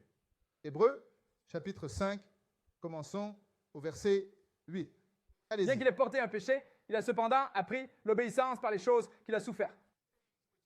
Et frères et sœurs, c'est un grand message pour vous et moi. Nous devons aussi porter notre croix. Parfois, vous allez traverser des épreuves, mais vous serez mieux au final. Tout ce que vous avez à faire, c'est rester fidèle parce que le Seigneur l'a fait, peu importe ce qu'il a affronté. Il a été giflé, craché dessus, puis tué. Et il était innocent. C'est le livre dit. Dans sa bouche, il n'est pas de russe, mais il est mort pour toi et moi. Et étant rendu Et parfait, étant devenu quoi? Quelque chose devait changer. Il a été rendu parfait. il est devenu l'auteur du salut éternel pour tous ceux qui lui obéissent. Il est devenu l'auteur du salut éternel pour Tous ceux qui lui tous obéissent. ceux qui lui obéissent. Tout ce que le Seigneur a dit, eh bien, nous le faisons. C'est exact. Et sois Et obéissant. sois obéissant. Encore une fois, l'obéissance a été requise depuis le premier jour. Qu'est-ce que le Seigneur a dit à Adam? C'est Tu exact. peux manger de tous ces arbres, mais de l'arbre qui est au milieu du jardin, l'arbre de la connaissance du bien et du mal, qui est Satan, le diable, n'en mange pas. Cela signifie ne pas écouter sa conversation. Peu importe, de première ou de seconde main, car il l'a obtenu de sa femme. Mais il a dit, parce que le jour où tu feras cela, tu mourras sûrement. Tous ses enfants meurent-ils encore? Frères Oui, et sœurs. monsieur. Même jusqu'à ce jour. Mais il est dit, il est devenu l'auteur du salut éternel pour tous ceux qui lui obéissent. Vous devez saisir l'alliance, frères et sœurs, et marcher en conséquence. Voyons-nous cela. Oui, monsieur. Maintenant, nous vous avons montré ce avec quoi vous devez traiter pour que le Seigneur soit votre sauveur. Maintenant, passons à l'étape suivante. Et c'est intéressant parce que nous avons déjà lu que Jésus est devenu un homme, n'est-ce pas? Il est devenu chair. Le Verbe s'est fait chair et a habité parmi nous. Regardons certaines choses. Parce que vous savez tous que nous pouvons être comme Jésus dans la chair, n'est-ce pas? Je vais vous montrer comment. Matthieu 12. Eh bien, il était Dieu, frère Marcus. Oui, mais il était notre exemple. Pourquoi vous donner un exemple si vous ne pouvez pas le suivre, n'est-ce pas? C'est comme quand vous apprenez les mathématiques ou quelque chose de ce genre. Vous savez, ne vous donne-t-il pas des exemples à regarder pendant que vous essayez de comprendre, de vous arracher tous les cheveux, comment résoudre ce problème? Eh bien, dans mon cas, ce serait quelques poils. Mais vous avez compris l'idée. Jetons un coup d'œil à quelque chose. C'est intéressant. Matthieu 12. Commençons au verset 46. 12 et 46. Que dit-il? Tandis qu'il parlait encore aux gens, voici, sa mère et ses frères se tenaient dehors, désirant lui parler. Non, c'est sa famille proche. Ils sont dehors et veulent parler au Seigneur. Que s'est-il passé? Puis quelqu'un lui dit, voici, ta mère et tes frères sont dehors et désirent te parler. Quelqu'un lui fait savoir, mec, tes gens sont là, dehors, ils te cherchent, ils veulent te parler, ils veulent te voir. C'est exact. D'accord? Et il répondit Qu'est-ce que ça dit? et dit à celui qui lui avait dit, qui est ma mère et qui sont mes Attends frères. une minute là. Le Seigneur avait-il, tu sais, commencé à avoir l'Alzheimer ou quelque chose? Il savait que Marie était sa mère terrestre. Il savait qui étaient ses frères et tout, non? Mais voyez-vous, le Seigneur fait cela parfois. Il pose des questions. Et si cela ne semble pas se rapporter au physique ou au temporel, alors peut-être qu'il essaie de nous donner un message spirituel sur quelque chose, n'est-ce pas? Il a dit, qui est ma mère et qui sont mes frères, n'est-ce pas? Que Et il dit-il? étendit la main vers ses disciples et dit, Vers qui? ses disciples, Ses disciples? Non. Qu'est-ce qu'il a dit? voici ma mère et mes frères. Attendez une minute, frères et sœurs. Maintenant, sa famille proche est là dehors à sa recherche et quelqu'un lui a dit. Puis il a dit, qui est ma mère et qui sont mes frères? Et il s'est tourné vers ses disciples. Et il a dit, voici ma mère C'est exact. et mes frères. Donc nous savons que ce n'est pas physique, n'est-ce pas? C'est exact. Cela doit être quelque chose de spirituel, n'est-ce C'est pas? ça, c'est ça. Voyons de quoi il parle. Allez-y. Car quiconque fera la volonté de mon Père qui est dans les cieux, celui-là est mon frère et ma sœur et ma mère. Alors, le Seigneur vient de nous faire savoir quelque chose. Oui, nous avons une famille immédiate et tout ça. Et s'ils font les mêmes choses que je fais, alors ils font partie de ma famille spirituelle. Mais il se tourna vers ses disciples, il nous fait savoir. Il a dit, quiconque, c'est n'importe quel homme de n'importe quelle nation, vous tous devra C'est faire exact. à la volonté de mon Père qui est au ciel. C'est qui fait vraiment partie de ma maison. C'est qui fait vraiment partie de mon corps. Comprenez-vous ce qu'il dit? Poursuivons plus loin. Saint Jean, chapitre 6. Voilà le Seigneur, toujours à aller spirituel.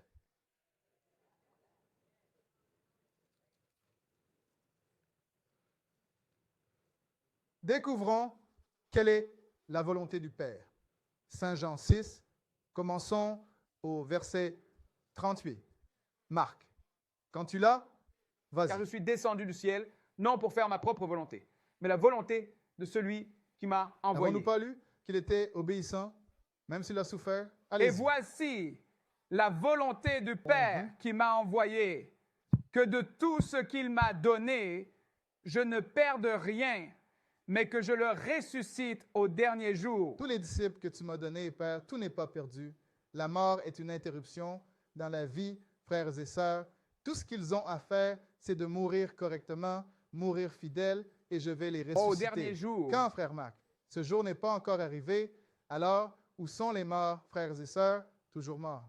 Et Lis. telle est la volonté de celui qui m'a envoyé, que quiconque voit le Fils et croit en lui. Et fait quoi? Qui voit le Fils et croit Il en faut lui. avoir cette foi. Il faut avoir ses œuvres. Allez-y. La vie éternelle. Peut La avoir vie quoi? éternelle. Donc, la vie éternelle est-elle conditionnée par la foi dans le Fils? N'est-ce pas ce que nous lisons, frères C'est et vrai. sœurs? C'est vrai. Allez-y. Et je le lisez. ressusciterai au dernier jour. C'est la deuxième fois qu'il dit ça. Peut-être qu'il le pense vraiment. D'accord? Nous allons compter aujourd'hui. Passe directement au verset 54. Voyons s'il dit quelque chose de différent.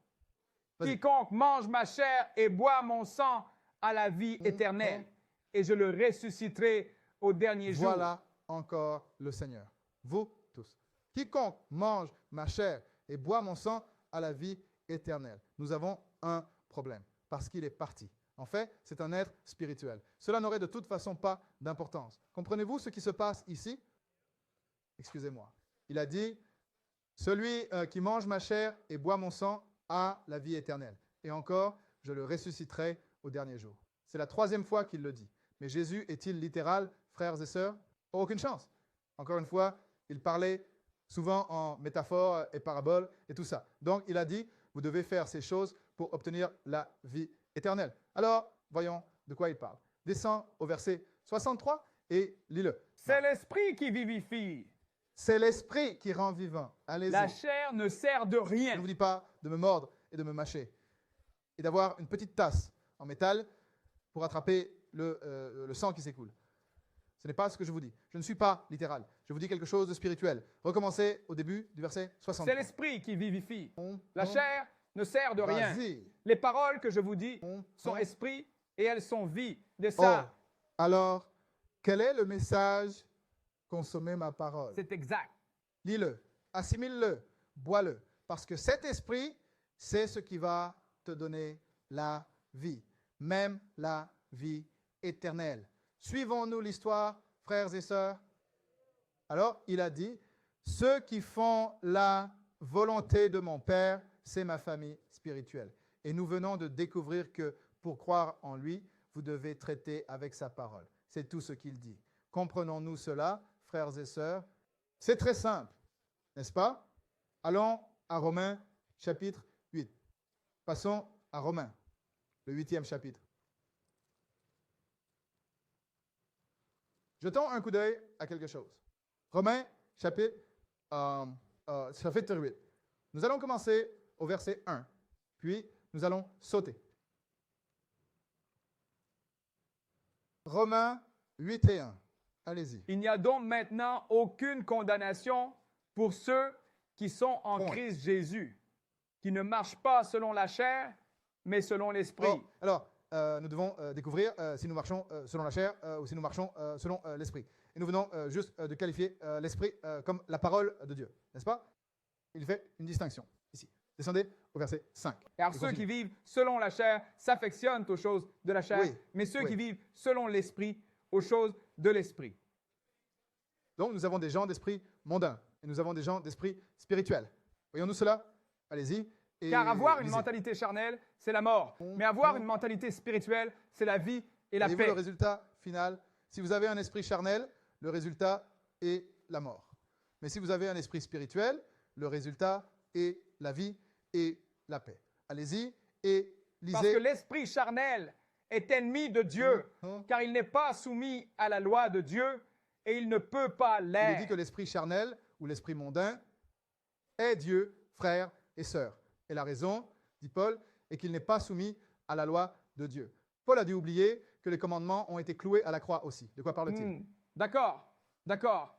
Est-ce que je manque quelque chose? Il a dit que l'esprit charnel n'est pas soumis à la loi de Dieu. Et il ne peut pas l'être parce que l'esprit charnel ou l'esprit de la chair fera ce qu'il veut. Nous devons nous gouverner, frères et sœurs, lorsque nous découvrons la volonté du Seigneur et marcher en conséquence. C'est de cela qu'il s'agit.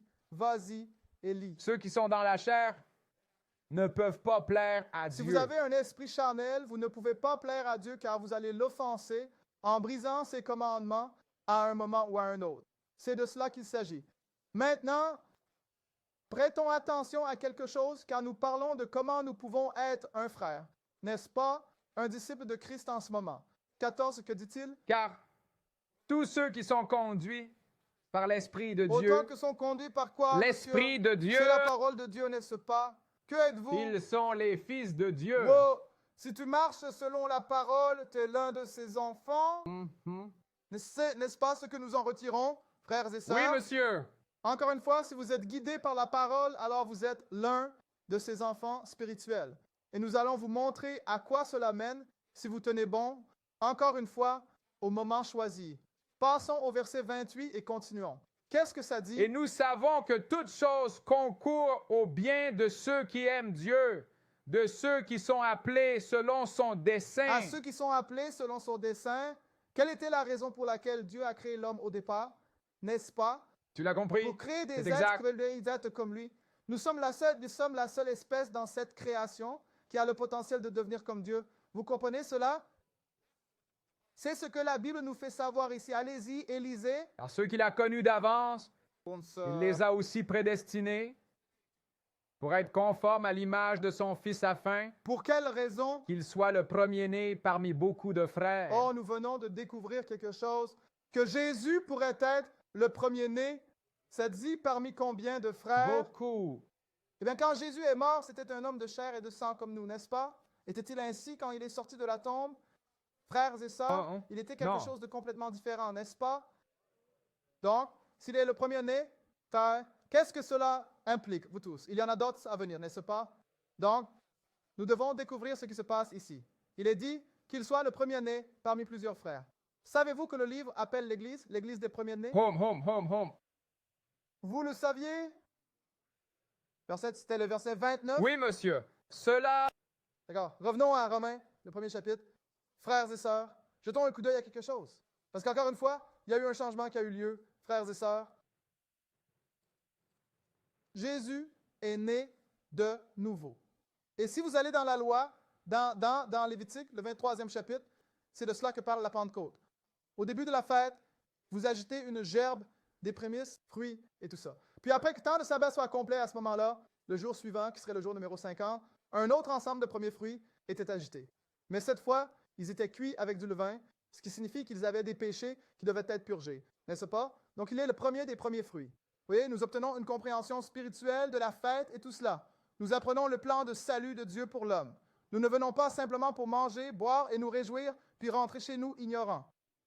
D'accord? Nous sommes censés apprendre quelque chose, frères et sœurs. Regardons ce que Paul dit ici. Romains 1, verset 1. Allez-y. Paul, serviteur de Jésus-Christ, appelé à être apôtre, mis à part pour l'évangile de Dieu, qu'il avait promis auparavant par ses prophètes dans les saintes Écritures concernant son Allez-y. Fils, Jésus-Christ notre Seigneur, Pour ça. qui était né de la descendance de David selon la chair. Combien parmi vous le savaient? C'est pourquoi, quand ces aveugles ont croisé Jésus, ils ont dit, « Hé, fils de David, aie pitié de nous. » Il était de la descendance de David selon la chair. C'est de ça qu'il s'agit dans la promesse des miséricordes de David. Le Seigneur a promis à David que son fils siégerait sur son trône et établirait son royaume pour toujours. D'accord? Mais faites attention au verset 4, vous tous. Qu'est-ce qu'il dit, Marc? Et déclaré être le Fils de Dieu avec puissance. Attends une minute. Déclarer être quoi? Le Fils de Dieu avec Et avec puissance. puissance. Vous voyez, nous sommes conduits par l'Esprit de Dieu en ce moment. Nous sommes fils de Dieu, filles de Dieu. Mais notre pouvoir est limité, frères et Oui, sœurs. c'est le cas. D'accord? Mais quand ici, il est dit Il a été déclaré fils de Dieu avec puissance. Donc, différents types de fils de Dieu, frères et sœurs. Ils sont spirituels et ensuite, il y a l'esprit. Et nous venons de lire, Jésus était quoi? Premier-né parmi combien? De nombreux frères, frères et sœurs. Mais vas-y, recommence depuis le début du 4, Marc. Et déclaré fils de Dieu avec puissance, selon l'esprit de sainteté, par la résurrection des morts. Il est devenu le fils de Dieu avec puissance quand il est ressuscité des morts. Pas étonnant qu'il ait dit, tout pouvoir m'a été donné dans le ciel et sur la terre. C'était après sa résurrection, frères et sœurs. Il n'était plus le fils de l'homme, il était le fils de Dieu avec puissance, un être spirituel. Dans ce cas, encore une fois, qu'est-ce que cela vous dit à vous et à moi? C'est ce qui nous attend. C'est l'ordre de, si nous faisons la coupe, si nous endurons, nous renaîtrons, tout comme notre grand frère Jésus. Est-ce que vous voyez cela, frères et sœurs? C'est ce qui se passe ici. Comme le frère Julius dit, et comme Christ, si je pouvais être comme Christ. Je parle dans le sens le plus complet et le plus vrai du mot frères et sœurs. Comprenez-vous? Un grand salut à mon frère. Maintenant, 1 Corinthiens, première épître aux Corinthiens, chapitre 15. Puisque nous parlons d'une résurrection des morts, allons jeter un coup d'œil à certaines choses.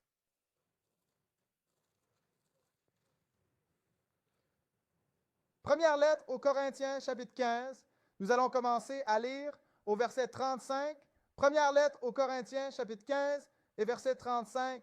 Quand tu l'as, frère Marc, vas-y. Quelqu'un dira, comment les morts ressuscitent-ils? Et avec quel corps Nous avons reviennent-ils? probablement posé cette question à l'époque de Paul, mais maintenant, le monde est tellement désordonné, je ne pense pas que beaucoup de gens poseront ce genre de questions. Ils ne le sont pas. Non, Allez-y. ils ne le sont pas. Insensé? Ce que tu sèmes ne reprend vie que s'il Ce que meurt. tu sèmes, en d'autres termes, le corps que tu mets en terre n'est pas rendu vivant, à moins qu'il ne meure d'abord. Vas-y, lis. Et ce que tu sèmes, tu ne sèmes pas le corps qui sera, mais un grain nu, peut-être du blé ou un autre Ce grain. que Paul dit simplement, c'est que ce qui entre en terre n'est pas ce qui va en sortir. D'accord? Mais Vas-y. Dieu lui donne un corps comme il lui a plu, et à chaque ça. semence, son propre Il y a corps. chaque coquille son propre corps. Chaque semence, son propre Alors pourquoi corps. disent-ils que ce n'est pas la personne aux funérailles, Exact. vous savez, dans le cercueil? Ce n'est que leur enveloppe. Dieu ne vous a pas donné une enveloppe. Il vous a donné un C'est corps. exact. D'accord? C'est exact. C'est ce que nous avons lu, n'est-ce pas? Ça l'a certainement Passe au fait. verset 40. Vas-y. Allez, il y a des corps célestes et des corps terrestres, mais la gloire des célestes est une, et la gloire des terrestres en est une Il nous fait autre. savoir la différence entre les corps célestes et les corps terrestres. Vous avez la chair et le sang, et vous avez l'esprit. C'est ce qu'il dit. Passez au 42 et continuez. Ainsi en est-il de la résurrection des morts. Il est semé dans la corruption, il ressuscite dans l'incorruptibilité. Il est semé dans le déshonneur, il ressuscite dans la gloire. Il est semé dans la faiblesse, il ressuscite dans la Oh, puissance. Jésus est devenu le Fils de Dieu avec puissance par la résurrection des morts. C'est C'est exact. l'ordre des choses, frères et sœurs. Vous voyez cela? C'est exact. Il est Allez-y. semé corps naturel, il est ressuscité corps spirituel. Il y a un corps naturel et il y a un corps Alors, spirituel. nous parlons de type de corps, frères et sœurs. Et nous parlons de la résurrection. Correct? Maintenant, descendez juste au verset 50-51. Je veux lire cela très rapidement. Lis le verset 51, frère Marc. Voici, je vous montre un mystère. Nous ne dormirons pas tous, mais nous serons tous transformés. Pas étonnant que Job ait dit, tous les jours de mon temps fixé, je vais attendre jusqu'à quoi? Que mon changement vienne.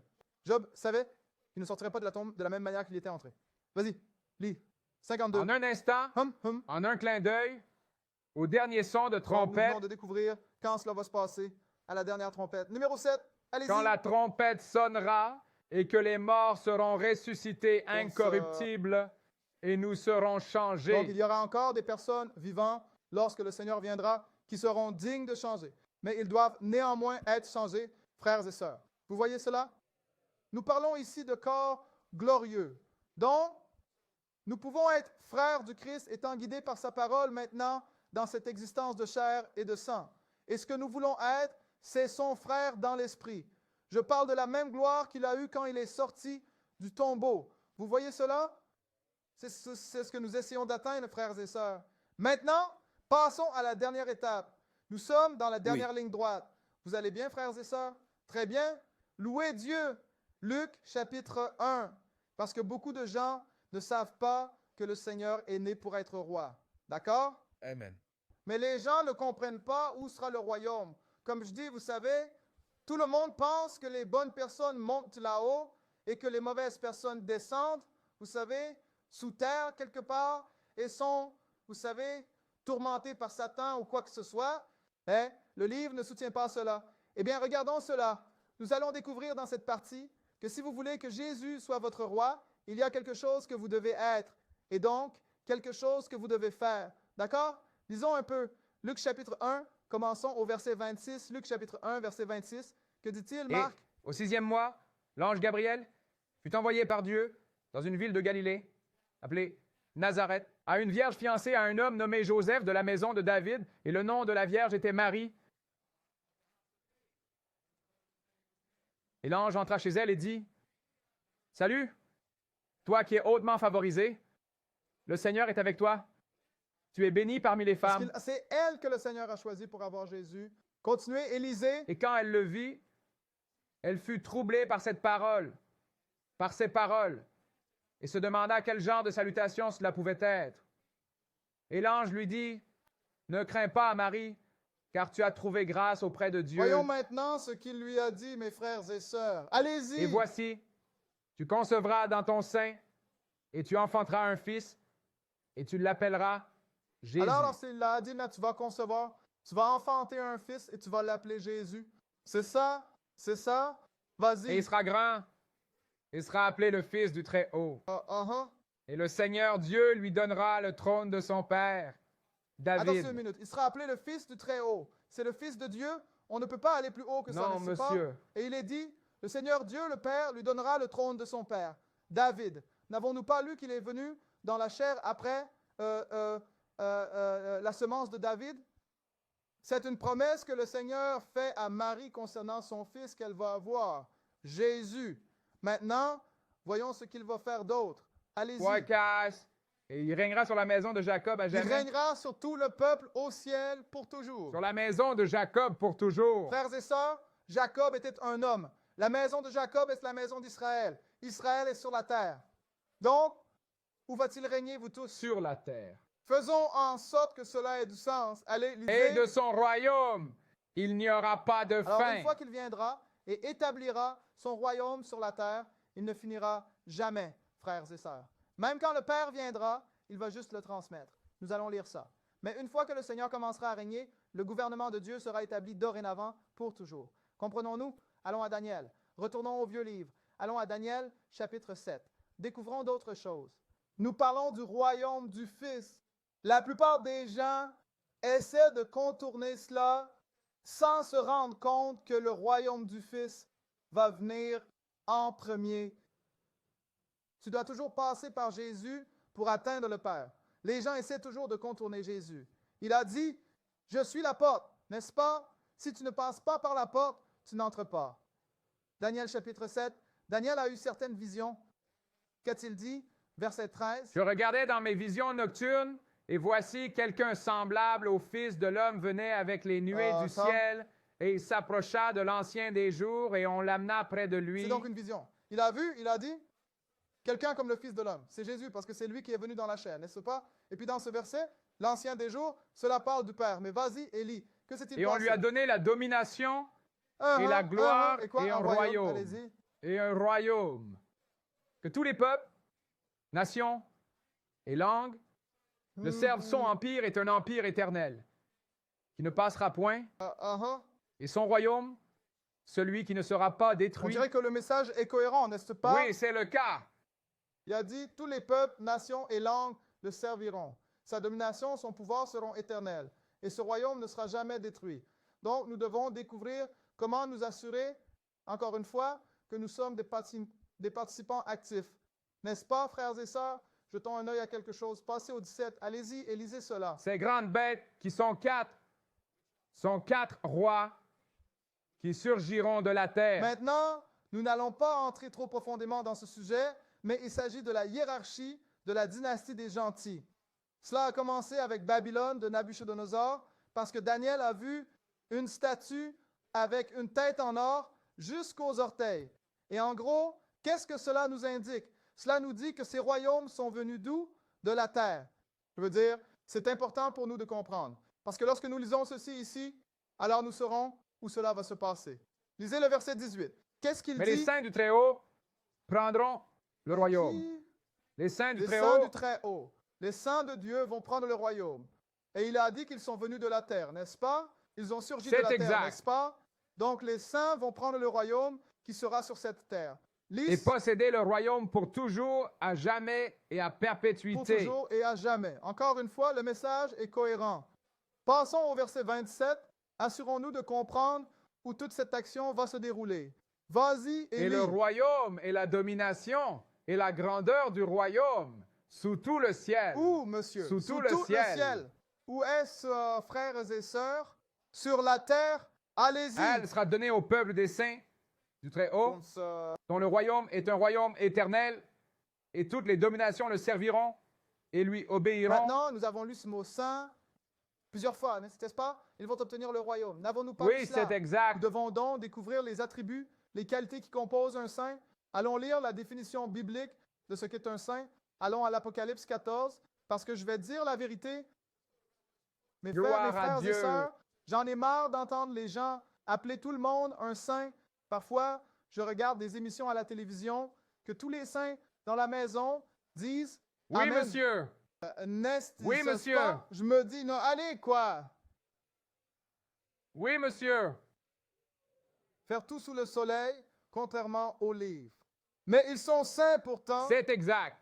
Encore une fois, prouvons ce dont nous parlons ici. Le livre ne dit-il pas « Apportez la preuve complète de votre ministère » Lisons-le.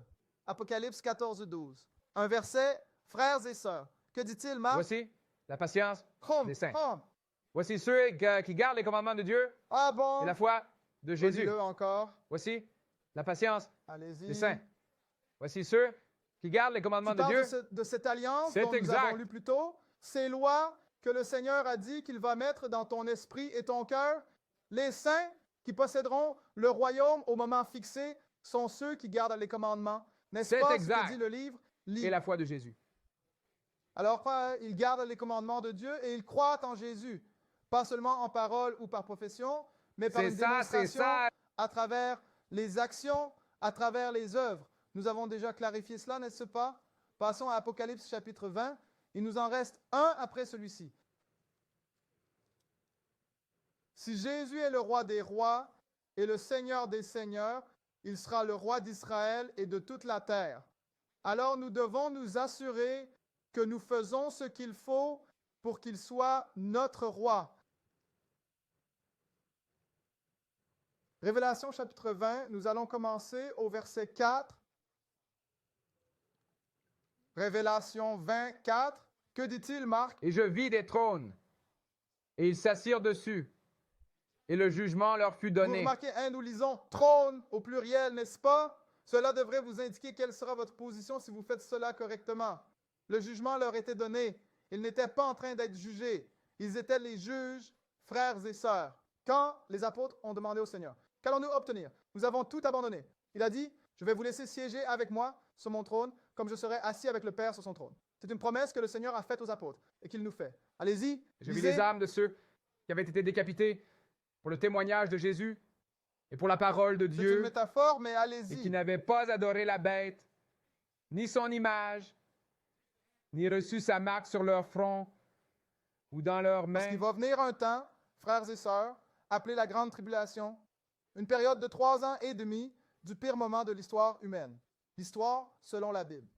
Et le chef religieux et le leader temporel de l'Union européenne vont faire en sorte que vous ne puissiez ni acheter ni vendre à moins d'avoir la marque qu'ils distribuent. Mais vous ne voulez pas cette marque, peu importe la gravité de la situation. Parce que le Seigneur a dit que lorsqu'il viendra, si vous avez pris la marque de la bête, vous serez le premier groupe de personnes qu'il va détruire. C'est exact. Alors tu ne veux pas avoir affaire à ça.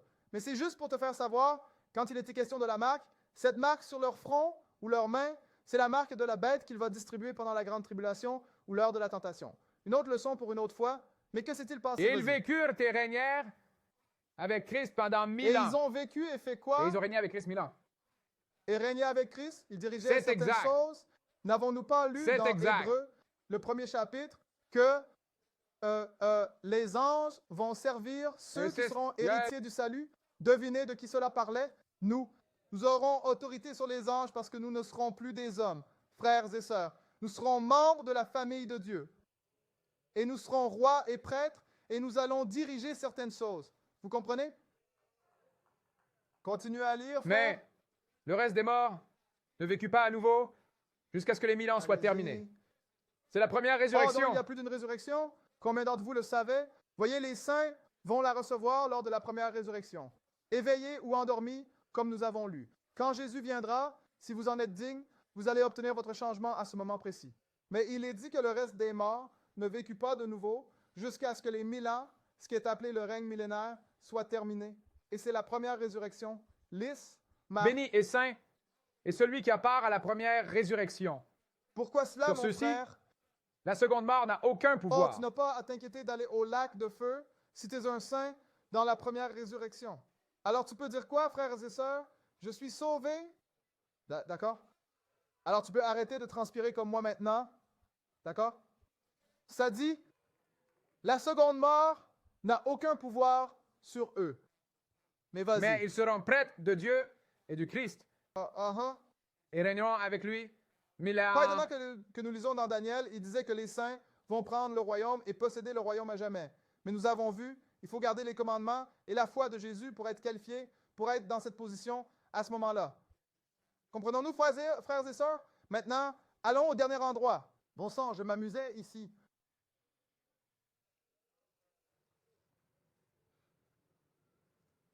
Première épître aux Corinthiens 15 encore. Première épître aux Corinthiens 15.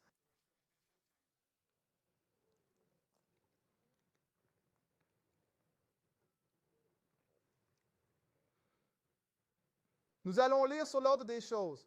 Nous avons déjà eu un aperçu, mais nous allons solidifier cela, frères et sœurs. Voici comment tout cela fonctionne. Première épître aux Corinthiens, chapitre 15. Commençons à lire au verset 20. Allez-y. Mais maintenant, Christ est ressuscité des morts et il est devenu les prémices de ceux qui sont Le morts. premier à porter cette chair et ce sang, à aller dans la tombe et à ressusciter, n'est-ce pas? Avec le changement, en renaissant. Il est le premier à faire cela. Allez-y et lisez. Car puisque par l'homme est venue la mort, par l'homme est aussi venue la résurrection des morts. Car comme en Adam, tous meurent, de même en Christ, tous seront rendus vivants. Car comme tous meurent en Adam, de même tous revivront en Christ. Vas-y, frère. Mais chacun en son propre ordre. Christ les prémices, ensuite ceux qui sont à Christ lors de son avènement. J'ai une question, frères et sœurs. Et vous? Pas en Christ, vous pourriez avoir un J'attends problème, rien. n'est-ce pas? C'est exact. Il est dit, chacun en son propre rang. Christ les prémices. Il est déjà ressuscité, frères et sœurs. Ensuite, il est dit, après, au moment venu, ceux qui sont à Christ, quand? À son retour, frères et sœurs. Allez-y, lisez. Ensuite viendra la fin, quand il aura remis le royaume à Dieu. Encore une fois, nous pouvons vous montrer que c'est une métaphore, frères et sœurs. L'Apocalypse 21 a dit que Jean a vu la ville sainte, la nouvelle Jérusalem, descendre du ciel de Dieu, n'est-ce pas, vers la terre, frères et sœurs. Donc, livré est juste une métaphore pour dire remis. D'accord? Lisez. Même le Père, quand il aura aboli toute domination, toute autorité et toute puissance. Alors, quand le Seigneur reviendra la seconde fois, il ne viendra pas comme l'agneau de Dieu, frères et sœurs. C'est terminé. Il vient comme le lion de Juda, il vient pour se battre, nous pouvons vous le lire. Dans la justice, il juge et fait la guerre. Il renverse les nations et les saints et le Seigneur vont prendre le royaume et le posséder pour toujours. N'avons-nous pas C'est lu cela? exact. Il va abolir toute domination, toute autorité et toute puissance. Il va être le souverain sur cette terre. Vas-y, lis. Car il doit régner jusqu'à ce qu'il ait mis tous les ennemis sous ses pieds. Il doit régner jusqu'à ce qu'il ait mis tous les ennemis sous ses pieds. Le Vas-y. dernier ennemi qui sera détruit est la Et mort. frères et sœurs, la mort est un ennemi naturel pour l'homme. Oui, Elle a monsieur. été ajoutée à la création. Ce n'était pas ainsi au commencement. Elle n'est venue qu'après le péché d'Adam, frères et sœurs. Donc, encore une fois, le Seigneur ne va pas laisser un ange rebelle frustrer le plan qu'il avait depuis le jour quand il l'a réparé. Il l'a réparé pour que nous puissions travailler à notre propre salut avec crainte et tremblement, Louez le frères et sœurs, Seigneur. et nous sauver de cette génération perverse. Génération. Donc, juste un petit récapitulatif. Encore une fois, Jésus, mon Dieu, mon Sauveur, mon frère, mon roi. Nous vous avons montré, frères et sœurs, qu'Israël et l'Église, n'est-ce pas? Cela a commencé dans le désert. Et après que le Seigneur soit retourné au ciel, c'était toujours entre les mains d'Israël, contrairement à ce grand mensonge raconté sur ce qui s'est passé le jour de la D'accord. Pentecôte. D'accord. Ils disent que l'Église catholique romaine, a pris la place d'Israël. Le plus grand mensonge que j'ai entendu depuis longtemps, d'accord? Nous avons vu qu'Israël est toujours une Église. Nous avons vu ce que Paul, l'un des premiers chrétiens, croyait. Il a dit qu'il adorait le Dieu de ses pères et qu'il croyait à tout ce qui était écrit dans la loi et les prophètes, frères et sœurs. D'accord? Ensuite, nous avons examiné Jésus, ce qu'il a fait quand il était dans la chair. Comme c'était sa coutume, il est allé à l'église le jour du sabbat, d'accord? Et ensuite, nous avons lu que nous devrions tous parler la même langue. Nous ne devrions pas être divisés. Nous devrions avoir la même mentalité. Et nous devrions tous faire la même chose, frères et sœurs. D'accord? Nous vous avons montré que Dieu est, le Dieu ici est composé de deux membres, que ce qu'ils appellent le Saint-Esprit est un ange. Nous vous avons montré que Dieu est un Dieu d'alliance et que vous devez saisir l'alliance, qui est ses 10 commandements. Nous vous avons montré que si vous voulez être sauvés, vous devez lui obéir parce qu'il a fait une nouvelle alliance qui est toujours en vigueur aujourd'hui. Et c'est une alliance de sang, frères et sœurs. Nous vous avons montré que vous pouvez marcher comme Christ en vous occupant de sa parole. Et si vous persévérez, vous serez exactement comme il l'était lorsqu'il est sorti du tombeau. Et si vous voulez être un participant actif dans le royaume, je vais le dire encore, vous devez garder ses commandements et croire au Christ que le Père a envoyé. Donc, j'espère sincèrement que quelqu'un a tiré des enseignements de cette leçon. Je vous remercie tous pour votre temps. Louez le Seigneur.